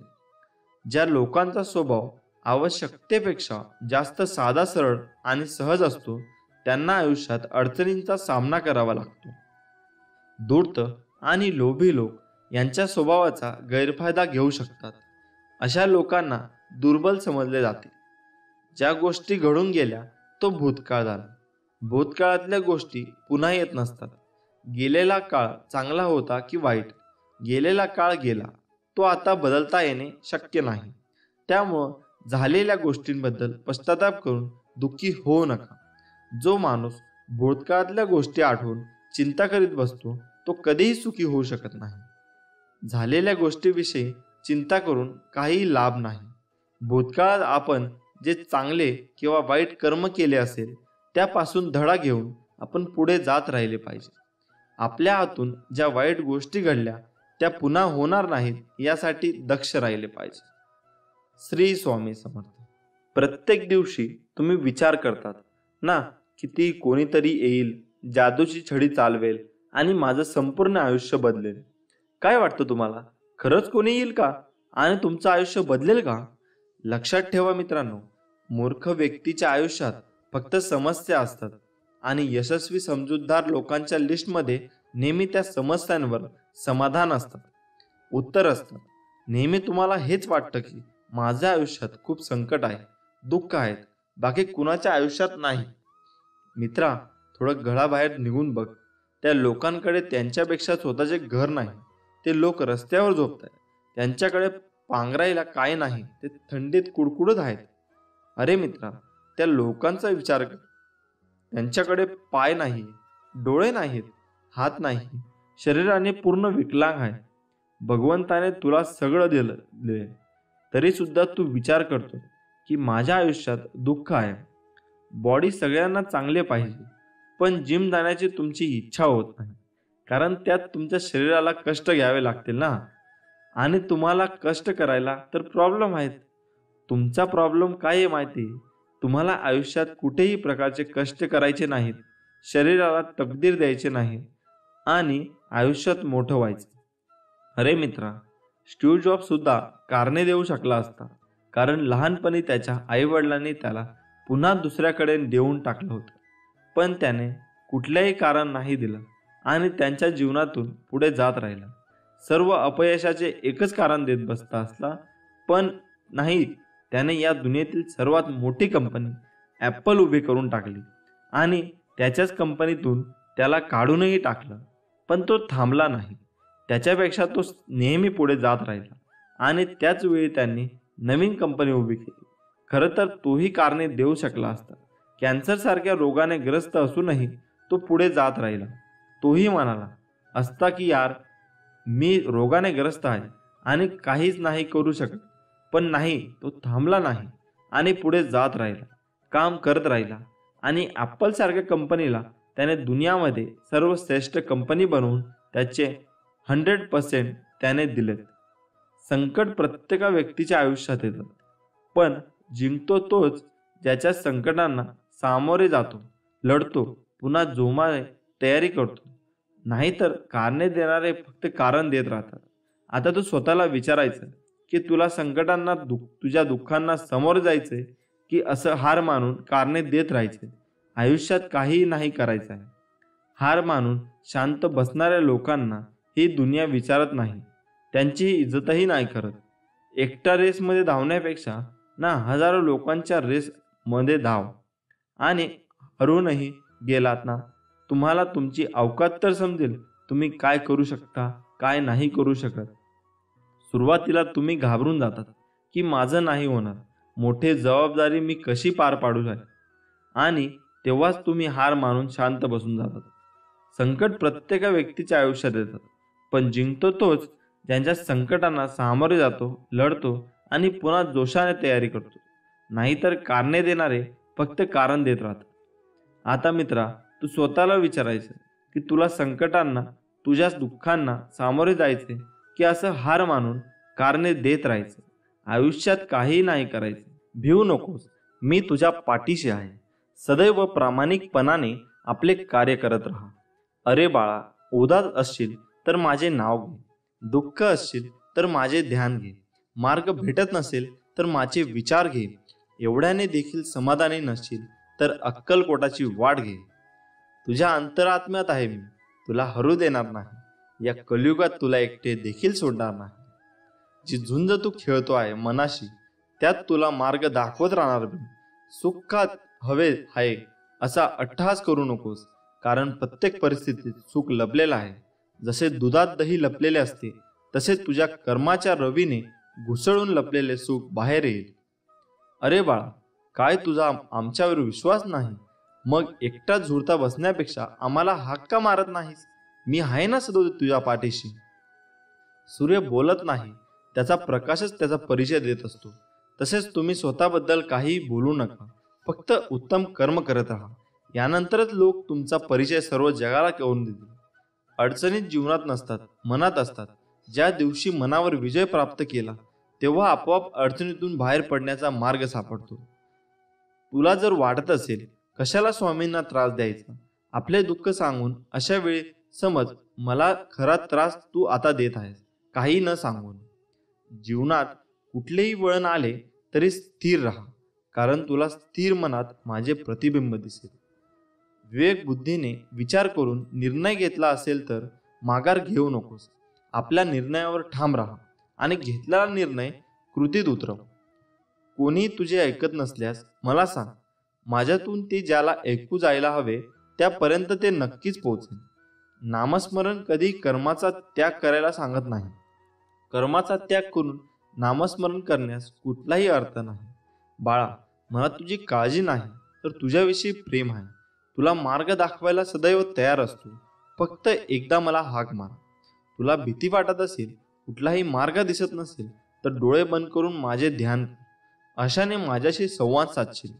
वाईट काळात साथ सोडलेल्या लोकांकडे लक्ष देऊ नको, पण ज्यांनी वाईट वेळेत साथ देऊन चांगली वेळ आणून दिली त्यांचे मोल कधी विसरू नको.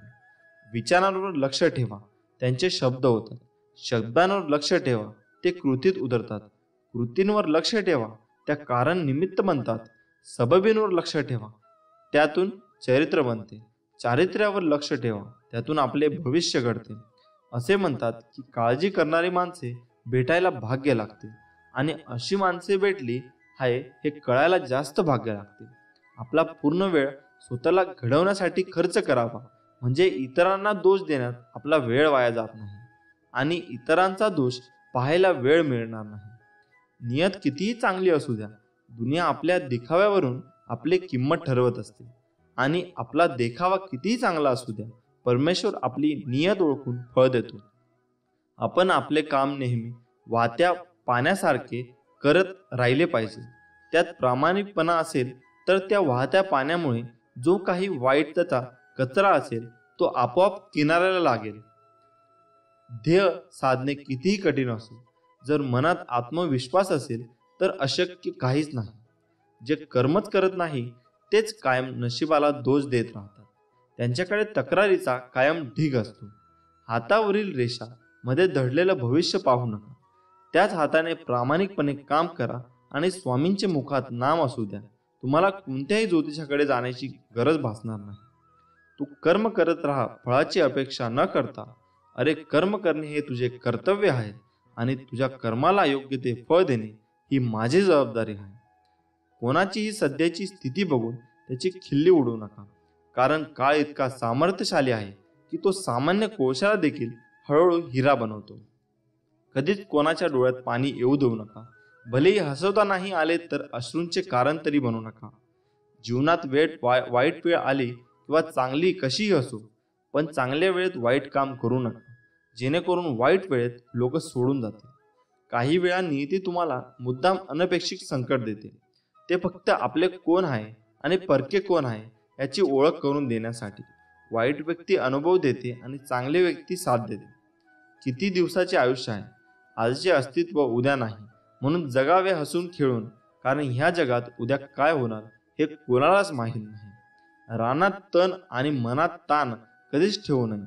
रानातले तण पिकाचा नाश करते आणि मनातला ताण जगण्याचा सर्वनाश करते. स्वामींचे नामस्मरण ताणाचा सर्वनाश करते आणि जीवनाचे सोने करते. समतोल मनासारखे कुठलेही व्रत नाही, समाधानासारखे कुठलेही सुख नाही, लोभासारखा कुठलाही आजार नाही, दयेसारखे कुठलेही पुण्य नाही. श्रीमंतीचा गर्व करू नका, स्वाभिमानाने जगा, मीपणा सोडा, सर्वांशी प्रेमाने वागा, थोरा मोठ्यांचा आदर करा, मन परमेश्वरांच्या चिंतनात गुंतवा. नाशिवंत हा देह सारा उद्या भंगून जाईल. काय कमविले काय जमविले, कधीतरी माती मोल होईल. दोन शब्द प्रेमाचे घेरे सदामुखी, प्रेमाने जग तू जिंक, मन होतील सर्व सुखी. सुखासाठी कोणापुढे हात पसरू नका. उगाच वेळ वाया जाईल, त्यापेक्षा दुःखाशी दोन हात करा, चांगली वेळ नक्की येईल. माझा हा निवांत क्षण नसून तुझ्या कर्मावर मी नजर ठेवून आहे. वर्तमानात असताना नामात राहा. तू स्वतः निस्वार्थ कर्माचा रोप लाव. कोणाच्या आशेवर मदतीवर अवलंबून राहू नका, कारण त्या रोपावर येणाऱ्या फळांवर देखील तुझाच अधिकार आहे. मितभाषी असतो सदा सुखी, व्यर्थ बोलेला तो होईल दुखी. पण समर्थ्य नाम रोज जपावे, ते कधी न विसरावे. मनुष्य जन्म मिळतो एकदा, स्वामी नामात आनंद संवर्धन. एक भास एक विसावा, नित्य स्वामी दिसावा. स्वामींची आठवण न यावी, तो दिवस नसावा. हृदयाच्या प्रत्येक कणाकणात नित्य स्वामी बसावा. कोणाला आपले करायची तर मनाने करा, केवळ मुखाने करू नका. कोणावर राग व्यक्त करायचा असेल तर मुखाने करा, मनाने नाही. आचार विचार घराची आखणी आहे, प्रेम घराचा पाया. थोर माणसे घराच्या भिंती आहेत, सुख हे घराचे छत. जिव्हाळा घराचा कळस आहे, माणूस की तिजोरी आहे. आपापसात प्रेम ही धन दौलत आहे, तर नामस्मरणात इथला आत्मा आहे. चिंता तुला सतावत असेल, भीती तुला त्रास देत असेल, कुणी नसेल तुझी साथ देत, घाबरू नकोस. नको काढू पळ, मग नको मागू स्वार्थ, नको मारूस मन. मी तुझाच आहे प्रत्यक्षाने आणि सगळ्यांना ठामपणे स्वामी आहे ना म्हण. माझ्यावर प्रेम आहे तर माझ्या विचारांचे पालन कर. कोणी तुझे काही बिघडू शकणार नाही. नित्य माझे नामस्मरण कर. निस्वार्थ कर्म हाच एक धर्म, बाकीचा मनाचा पसारा. कर्म करता करता नाम घेत जा, मन ना उरे मन्नाही पसारा. दुसऱ्यांच्या ताटातले हिसकावून घेण्यात शान नाही, तर आपल्या ताटातले दुसऱ्यांना देण्यात हा एक खरे समाधान. ही नियती आहे की हिसकावून खाणारा सुखी होत नाही आणि वाटून खाणारा कधी दुःखी होत नाही. मी माझ्या भक्तांना पाठबळ नेहमी देत असतो. ज्यांनी मला जाणले त्यांना हे कळले, आणि ज्यांनी नाही कळले त्यांनी मला आज आपणूनच गमावले. अतिउच्च शिखराकडे पोहोच, पण जगाने तुझ्याकडे पाहावे म्हणून नाही, तर तुला जगाकडे नीट पाहता यावे म्हणून. माझे निष्पाप भक्त आणि ही भिन्न नाही, म्हणून अक्कलकोट माझ्या भक्तांचे हृदय आणि त्यांचे हृदय माझ्या शाश्वत धाम. माझे सच्चे भक्त कोणाला दुखावत नाही, कारण त्यांना माहीत आहे की समोर स्वामीच आहेत. जे साधक अविश्वास दाखवत नाही आणि माझ्यावर निस्वार्थ निस्सीम प्रेम करतात, खऱ्या अर्थाने मी त्यांच्या मागे पुढे चालत असतो. भक्तांच्या हाकेचा आधी मी तयार असतो, पण त्यांचा विश्वासाने मी हाकेला धावतो, म्हणून मी त्यांच्या हाकेची वाट बघत असतो. भक्त जरी मला स्वामी म्हणत असले तरी खऱ्या अर्थाने ते स्वामी आहेत, कारण त्यांच्या स्वामध्ये मीच आहे. तुम्हाला वाटते तेवढे जीवन कठीण नाही. तुमच्या निस्वार्थ धर्म कर्तव्याने हे सहज शक्य आहे. नुसते स्वामी स्वामी म्हणता तरुण जाशील, मोह माया सारे विसरून जाशील. या जगाशी तुझे काही देणं घेणं नाही, म्हणशील तर संसार तुझा, नाही तर स्वामी तुझा. माणूस असो किंवा प्राणी, ठेव समानतेचा भाव. एवढं लक्षात ठेव, तेही स्वामी आहेत एवढे जाणा. श्री स्वामी समर्थ. जय जय स्वामी समर्थ. श्री दत्तात्रेय यांचे तिसरे अवतार म्हणून अक्कलकोटचे श्री स्वामी समर्थ मानले जातात. आपणाला आयुष्यात काही मिळवायचे असेल तर ती फक्त स्वामी कृपाच, दुसरं काहीही नको. ही खरी एक भावना अंतःकरणात खोलवर रुजवावी, कारण तीच एकमेव शाश्वत सुखाच्या विसाव्याची जागा आहे. बाकी सर्व अशाश्वत असतं आणि म्हणूनच दुःखदायकही असतं. यासाठी स्वामी मला फक्त तुम्ही हवेत अशी तळमळ जीवाला लागली तरच स्वामींच्या अस्तित्वाची प्रचिती येत असते. आणि मग सुखदुःखासारख्या क्षुल्लक गोष्टींची बाधा स्वामी आपल्याला होऊनच देत नाहीत, कारण स्वामी माऊली म्हणजे साक्षात दत्तमूर्ती. दाय म्हणजे देणारा, सर्व काही आपल्या भक्तावर प्रेमाने लुटवणारा कृपा सिंधूच आहे तो. फक्त आपली अढळ निष्ठा आणि अनन्य प्रेम हवे माऊलीवर. तू कर मत फिक्र, जो हुआ नहीं मैं करूंगा वो जो तूने सोचा ही नहीं. श्री स्वामी समर्थ. स्वामी म्हणतात, फक्त तू कोणाला फसवू नकोस, मी आहे तुझ्या पाठीशी, तुझी फसवणूक होऊ देणार नाही. अडचणी आयुष्यात नव्हे तर मनात असतात. ज्या दिवशी मनावर विजय मिळवाल त्या दिवशी आपोआप मार्ग निघल. जी झुंज तू खेळतो आहेस मनाशी, त्यात तुला मार्ग दाखवत असणार मी. भिवू नकोस, मी तुझ्या पाठीशी आहे. जीवनात सगळ्याच गोष्टी वाईट घडत असतील, एकही गोष्ट आपल्याला पाहिजे तशी होत नसेल तर रडत नाही बसायचं. कदाचित तुमच्या काम करण्याची पद्धत चुकीची असू शकते, फक्त तेव्हा एकच गोष्ट लक्षात ठेवा, जर बाकीचे करू शकतात तर मी का नाही. मला माहीत आहे तुम्ही पूर्ण करू शकता, कारण तुमच्यात तेवढी क्षमता आहे आणि जिद्द सुद्धा. आता तुम्ही चालू केलेली शर्यत तुम्ही संपवायची आहे, कारण लोक इथे तुमच्या हरण्याची वाट बघत आहे. असं म्हणतात की काळजी करणारी माणसं मिळायला भाग्य लागतं, पण अशी माणसं आपल्याला मिळाली आहेत हे समजायला जास्त भाग्य लागतं. विश्वास ठेव, अरे जो माझा हात पकडतो त्याला कधी कोणाचे पाय पकडायची गरज भासत नाही. कोण म्हणतं स्वामी दिसत नाही? स्वामी तर तेव्हा दिसतात जेव्हा कोणी दिसत नाही. श्री स्वामी समर्थ. माणूस विचार करतच असतो, पण ते विचार चांगले असावेत आणि त्याची दिशा चांगली असावी, हे महत्त्वाचे. थोर व्यक्तींचे विचार हे आपल्याला जगण्याला एक प्रकारे दिशा देत असतात. श्री स्वामी समर्थ म्हणतात, उपवास हा नेहमी अन्नाचाच का करावा? कधी कधी वाईट विचारांचाही करावा, कधी कधी उपवास अहंकाराचा करावा, कधी कधी उपवास मीपणाचा करावा. आयुष्यात एक गोष्ट नेहमी लक्षात ठेवा, मीपणा सोडा, मोठे व्हाल.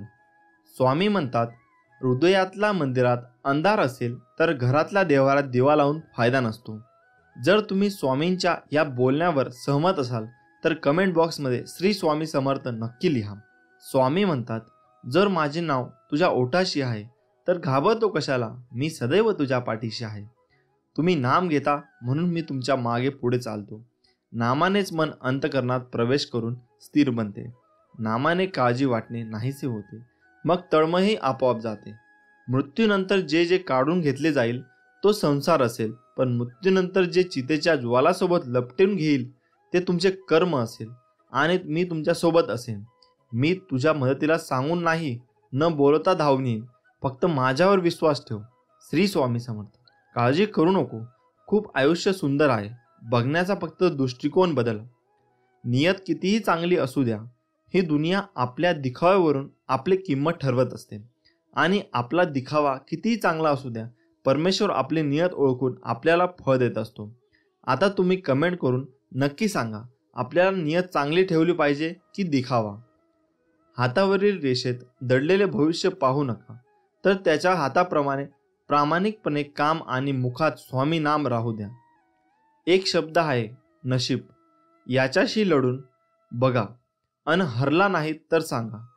अजून एक शब्द आहे स्वामी, आंतरत्याने बोलून तर बघा.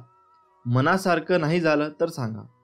तुम्हाला स्वामींचा चमत्कार बघायचा असेल तर कमेंट बॉक्समध्ये स्वामी महाराज माझ्या मदतीला धावून या असे लिहून पहा. विभूती नमन नाम ध्यानादी तीर्थ स्वामींचं या पंच प्राणाभूतात हे तीर्थ घे. आठवी रे प्रचितीनं सोडेल, स्वामी घ्या घेई हाती. जेव्हा जेव्हा तुला माझी गरज असेल तेव्हा तेव्हा तुझ्यासाठी नक्कीच धाव येईन.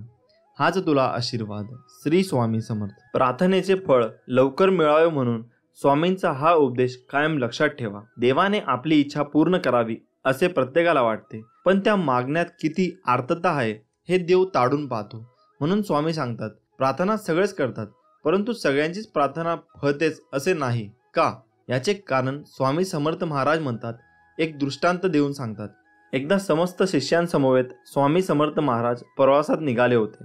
प्रवासात असताना अवकाळी पाऊस सुरू झाला. स्वामींची सोबत असूनही सगळे बिथरले होते.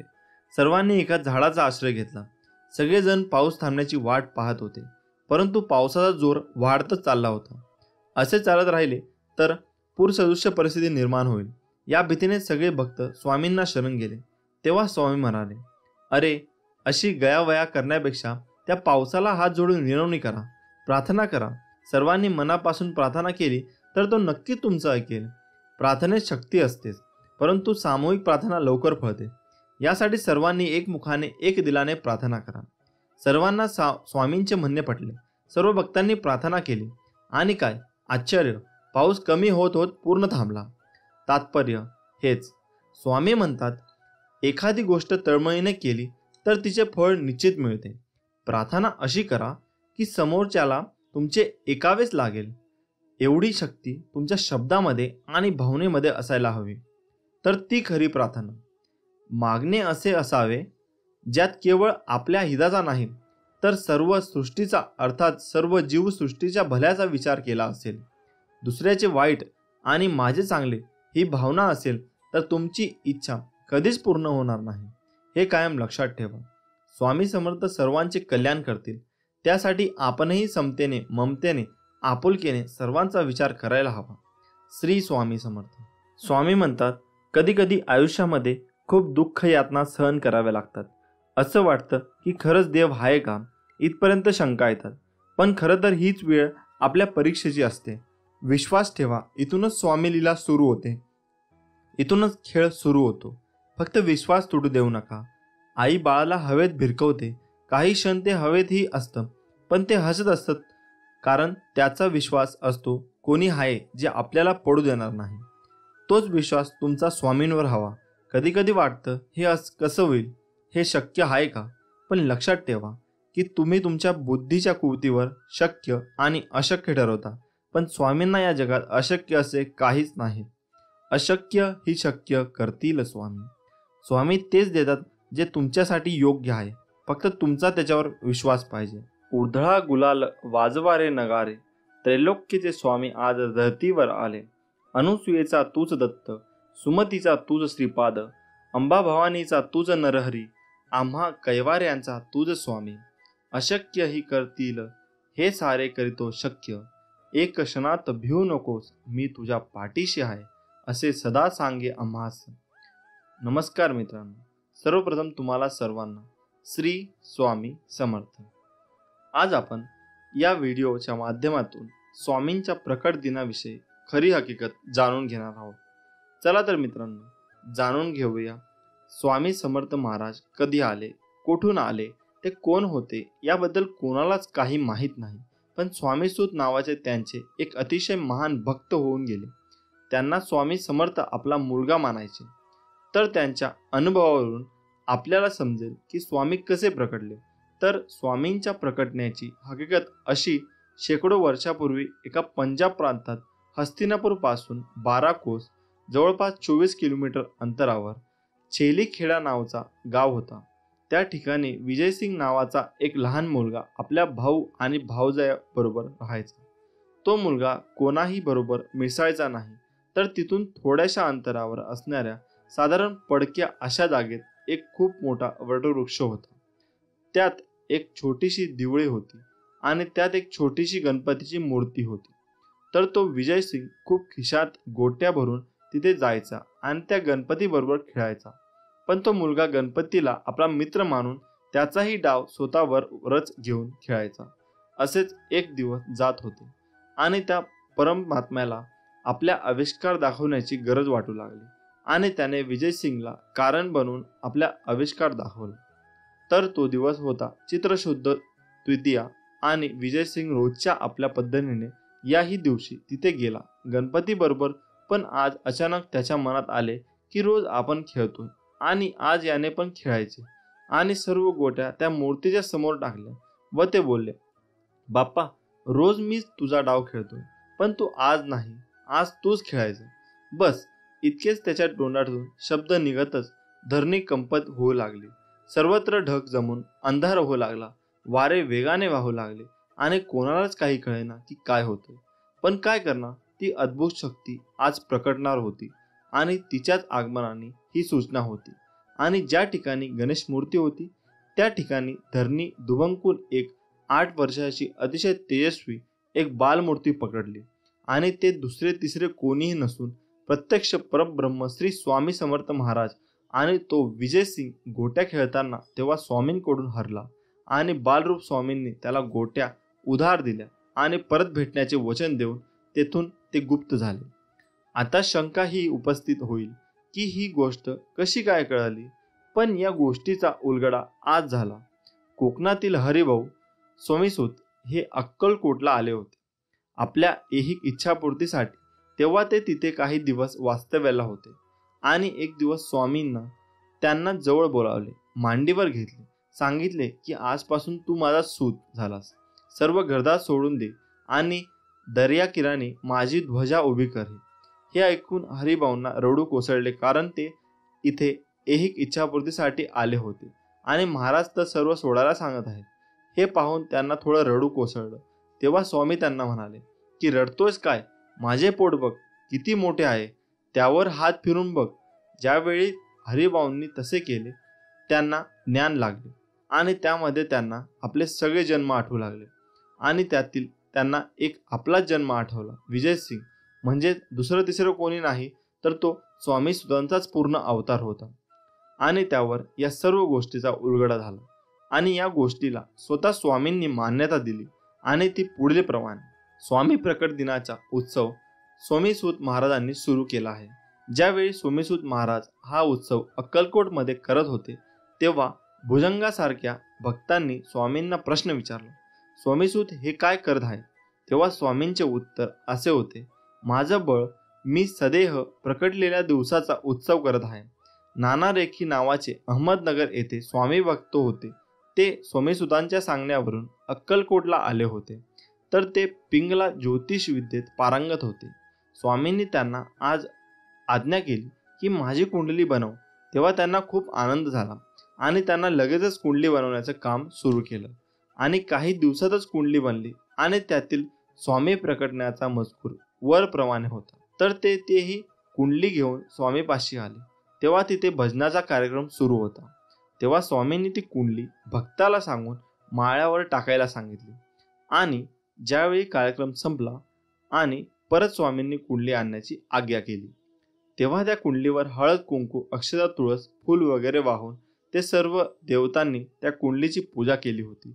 आणि कुंडली पाहून स्वामींनी खूप खुश आणि नानांचा उजवा हात हातात घेऊन त्यांनी आपला हात हातात त्यांच्या ठेवला आणि त्यांच्या हातावर विष्णुपद उमटले. स्वामींचे याचाच अर्थ स्वामींनी वरील कुंडलीला म्हणजे प्रत्यक्षरित्या स्वामी सुतांनी मांडलेल्या स्वामींच्या प्रकटण्यालाच मान्यता दिली आणि त्यांचा प्रसाद म्हणून नाना रेखींच्या हातावर विष्णुपद उमटले. आणि आजही स्वामींची कुंडली स्वामींच्या अहमदनगरच्या मठात आहे. स्वामी समर्थ महाराज कार्दाली वनात योग्यांच्या मार्गदर्शन करायला येण्यापूर्वी ते जगात वेगवेगळ्या ठिकाणी स्वतःचे खरे नाव, ओळख लपवून चंचल भारती, दिगंबर बुवा अशा नावाने सुद्धा कार्यरत होते. स्वामी समर्थ प्रकट दिन आपल्या सर्वांसाठी खूप मोठी महापर्वणी आहे आणि आपल्या सर्वांच्या पुण्याईने आपल्याला ही माहिती प्राप्त झाली. श्री स्वामी समर्थ. जय जय स्वामी समर्थ. स्वामी समर्थ म्हणतात, मी सगळीकडे आहे, मी कणाकणात व्यापून आहे, मीच पावन आहे, मीच आहे जल, गगनही मीच आहे, अक्कलकोटातही मीच आहे, दोन्ही ध्रुवांवर कैलास पर्वतावर मीच आहे, मी कुठेही गेलेलो नाही आणि जाणारही नाही, मी सदैव तुमच्या पाठीशी आहे. नको होऊ निराश, हारू नको, तुझा आत्मविश्वास, मी आहे तुझ्या जवळपास, झाकून तुझे नयन, कर चिंतन, बघ मी आहे तुझा जवळ. आत्मविश्वास हा सूर्यासारखा असतो, जितकी तुम्ही मेहनत कराल तितकाच तो अधिक चमकतो. म्हणून माझ्या बाळा, विश्वास हा स्वतःवर ठेव तर ताकद बनेल आणि दुसऱ्यांवर ठेवला तर कमजोरी. आवड आणि आत्मविश्वास असेल तर कोणतीही गोष्ट अवघड नाही. तू जिथे आहेस त्या पलीकडे जाण्याचा प्रयत्न कर. प्रयत्न कधीही अयशस्वी होत नाही. स्वामी म्हणतात, तुम्ही कोण आहात आणि तुम्हाला कोण व्हायचे यातलं अंतर कळलं तर तुम्ही काय करता ते कळतं. कोणीही तुमच्यासोबत नसेल तर घाबरून जाऊ नका, कारण उंच उडणारे गरुड हे कमीच असतात आणि ज्यांच्यासोबत कोणी नसतो त्यांच्यासोबत स्वामी नेहमी असतात हे विसरू नकोस. कष्ट इतक्या शांततेत करा की यश हमखास धिंगाणा घालेल. आयुष्यात अपयशी झाला असशील तर विश्वास ठेव, सर्वात मोठे यश हे सर्वात मोठ्या अपयशानंतरच मिळते. संकट टाळणं हे माणसाच्या हातात नसतं, पण त्या संकटांचा सामना करणे नक्कीच असते. म्हणून तू संकटांना सामोरे जा, घाबरू नको. स्वामी बळ आहे पाठीशी. अशक्य हा शब्द आपल्या शब्दकोशातून काढून टाका. इच्छाशक्ती चांगली असेल तर मदत तुमच्याकडे चालून येते. दुःखाची चव घेण्यापेक्षा ते पचवण्यात अधिक गोडी आहे. म्हणून दुःख चलवत राहण्यापेक्षा ते स्वीकारायला शिका. तुम्ही खचून जाणाऱ्यातले नाही, त्यामुळे आहे त्याला सामोरे जा आणि जिंका. पुढचा दिवस तुमचाच आहे, यश नक्की मिळेल. मनात आत्मविश्वास असेल तर तुम्ही काहीही करू शकता. मग तुम्हाला कशाचीही भीती वाटणार नाही. मी काहीतरी चांगलं करेन हा विश्वास आणि मी काहीतरी चांगलं करेनच हा झाला आत्मविश्वास. घाबरण्यासारखा वाईट कोणताही व्हायरस नाही आणि त्याला सामोरे जाण्यासारखे कोणतेही चांगले वॅक्सिन नाही. सूर्य मावळतोच ते नवीन दिवस घेऊन येण्यासाठी. त्यामुळे आज जरी मनासारखे झाले नाही तरी उद्या तसे नक्कीच होईल. पैज लावायचा असेल तर तो स्वतः सोबत लावा. हरलात तर काहीतरी नवे शिकाल आणि जिंकलात तर पुढे वाटचाल कराल. मित्रांनो, आपण खूप मेहनत करत असतो. मेहनत करून आपला जीव टांगणीला लावत असतो, परंतु खूप पैसा कमवून सुद्धा आपल्या घरामध्ये नेहमी दरिद्रता येत असते. अनेकदा आपल्याला या सगळ्या गोष्टी मागील कारण समजत नाही. बहुतेक वेळा हातामध्ये पैसा येणे आधीच पैसे जाण्याचे वेगवेगळे मार्ग खुले होतात. पैसा जरी घरात आला तरी तो जास्त काळ आपल्या खिशामध्ये राहत नाही.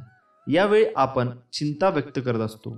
अनेकदा आपले मानसिक खच्चीकरण होते आणि अनेकदा आपण तणावाखाली जातो. घरात गरिबी येण्याची ही आहेत 9 लक्षणे. आत्ताच जाणून घ्या आणि तुम्ही तुमचे संकटे दूर करू शकाल. नंबर 1, तुटलेल्या कंगव्याद्वारे कधीच केस विसरू नये. त्याबरोबर उभे राहून केस विसरू नये. त्यामुळे घरामध्ये दरिद्रता प्रवेश करते आणि घरातील बरकत निघून जाते. 2. घरात अस्वच्छता ठेवणे. या सगळ्या गोष्टींमुळे घरामध्ये नकारात्मक ऊर्जा निर्माण होते आणि यामुळे सुद्धा दरिद्रता आपल्या घरात प्रवेश करते. म्हणून आपले घर नेहमी स्वच्छ व सुंदर ठेवावे. नंबर 3. कपडे घालताना नेहमी उजव्या बाजूने सुरुवात करावी. काही व्यक्ती यांना डाव्या बाजूने कपडे घालण्याची सवय असते. हे अत्यंत चुकीचे आहे. कोणत्याही कार्याची सुरुवात उजव्या बाजूनेच करावी. 4. दाताने पोळी कुरतडून कुरतडून खाणे हे सुद्धा दरिद्राचे लक्षण मानले जाते. म्हणून जेवण करताना अन्नाचा आदर करावा व जेवण करताना हाताने पोळी तोडून नीट विशिष्ट पद्धतीने जेवण करावे. नंबर 5. काही व्यक्तींना दातांची नखं खाण्याची सवय असते. ही सवय सुद्धा अत्यंत वाईट आहे. असे केल्याने घरामध्ये दरिद्रता निर्माण होते व आपल्या घरामध्ये कोणत्याही प्रकारची बरकत राहत नाही. नंबर 6. जर तुम्ही कपडे विकत घेण्यास सक्षम असेल तरीही तुम्ही फाटलेले कपडे घालत असाल तर हे दारिद्र्याचे लक्षण आहे. ज्या व्यक्तीकडे गरीब आहेत त्यांनी नवीन कपडे घेण्याची परिस्थिती नाही, अशा व्यक्तीने जर फाटलेले तुटलेले मळके कपडे घातले तर काही हरकत नाही, कारण की त्यांची नवीन कपडे घेण्याची परिस्थिती नाही. म्हणून जर तुमची परिस्थिती चांगली असून सुद्धा जर तुम्ही फाटलेले घाणेरडे कपडे घालत असाल तर यामुळे तुमच्या जीवनामध्ये दारिद्रता येऊ शकेल. म्हणून अशा प्रकारचे कपडे सुद्धा शक्यतो घालू नये. नंबर 7. सकाळी सूर्योदयानंतर सुद्धा झोपून राहणे हे दारिद्र्याचे एक लक्षण आहे. सकाळी आणि संध्याकाळी माता महालक्ष्मी आपल्या घरात प्रवेश करत असते. जर अशा वेळी आपण झोपलेले असू तर माता महालक्ष्मी आपल्या घरामध्ये प्रवेश न करताच निघून जाते आणि यामुळे आपल्या घरामध्ये सुख शांती वैभव येत नाही. त्याचबरोबर अलक्ष्मी म्हणजे गरिबी भरपूर प्रमाणामध्ये येऊ लागते. म्हणून सूर्योदयापूर्वी उठून घराची स्वच्छता करून माता महालक्ष्मीचे स्वागत करावे. पिण्याचे पाणी रात्री होडे अजिबात ठेवू नये. हे सुद्धा दरिद्र येण्याची लक्षणे मानले जाते. म्हणून पिण्याचे पाणी नेहमी झाकून ठेवायला हवे. नंबर 8. दारासमोर चप्पल जर उलट्या असतील तर त्यांना आपण सरळ करायला हव्यात. जर उलट्या चप्पल व बूट यावर आपल्या दारासमोर असेल तर यामुळे सुद्धा गरिबी अनेक अडचणी आणि आपल्या घरामध्ये प्रवेश करत असतात. म्हणून जर चपला बूट उलटे दिसले तर लगेच सरळ करावे. नंबर 9. मुक्या प्राण्यांना कधीच लाथ मारू नये. असे केल्याने आपल्या घरामध्ये विविध अडचणी निर्माण होऊ शकतात. त्याचबरोबर आपल्या घरामध्ये हे पाहुणे येतात, त्यांच्याशी नेहमी चांगले वागायला हवे. त्यांच्याशी कधीही वाद घालू नये. कारण की भारतीय संस्कृतीमध्ये जे पाहुणे आपल्या घरी येत असतात ते प्रत्यक्ष देवस्वरूप आपण त्यांना मानत असतो. भारतीय संस्कृतीमध्ये अतिथी देवो भव असे म्हटले जाते, कारण की पाहुण्यांना आपण देवाचा दर्जा देत असतो. म्हणून जर तुमच्या घरी कोणतेही पाहुणे आले तर त्यांना मान सन्मान अवश्य करा. त्यांना अपमानित करू नका. त्यामुळे सुद्धा तुमच्या घरातील दरिद्रता प्रवेश करू शकते. आपल्या घरामध्ये नेहमी सकारात्मक वातावरण निर्माण राहील याची काळजी सुद्धा आपण घेणे गरजेचे आहे. कारण की ज्या घरामध्ये नेहमी सकारात्मक वातावरण राहते त्या घरामध्ये माता महालक्ष्मी व अन्य देवी देवता नेहमी वास्तव्य करतात. म्हणून आपल्या घरातील वातावरण नेहमी सकारात्मक ठेवा आणि नेहमी परिश्रम करून आपल्या घरामध्ये माता महालक्ष्मीचे आगमन आनंदाने करा. अवधूत चिंतन. श्री गुरुदेव दत्त. श्री स्वामी समर्थ. उगाची भीतोसी भय हे पळू दे, जवळ उभी स्वामी शक्ती कळू दे. जगी जन्म मृत्यू असे खेळ ज्याचा, नको घाबरू तू असे बाळ त्याचा. नमस्कार मित्रांनो, आपले स्वामी काय सांगतात? आयुष्यात नेहमी लक्षात ठेवा, आपल्यामुळे दुसऱ्याच्या डोळ्यात पाणी येणे हा सर्वात मोठा गुन्हा आहे आणि आपल्यासाठी कोणाच्या डोळ्यात पाणी येणे हे सर्वात मोठे यश आहे. तुझं माझं करता करता एक दिवस जायचं आहे. जे कमावलं ते इथेच ठेवून जायचं आहे.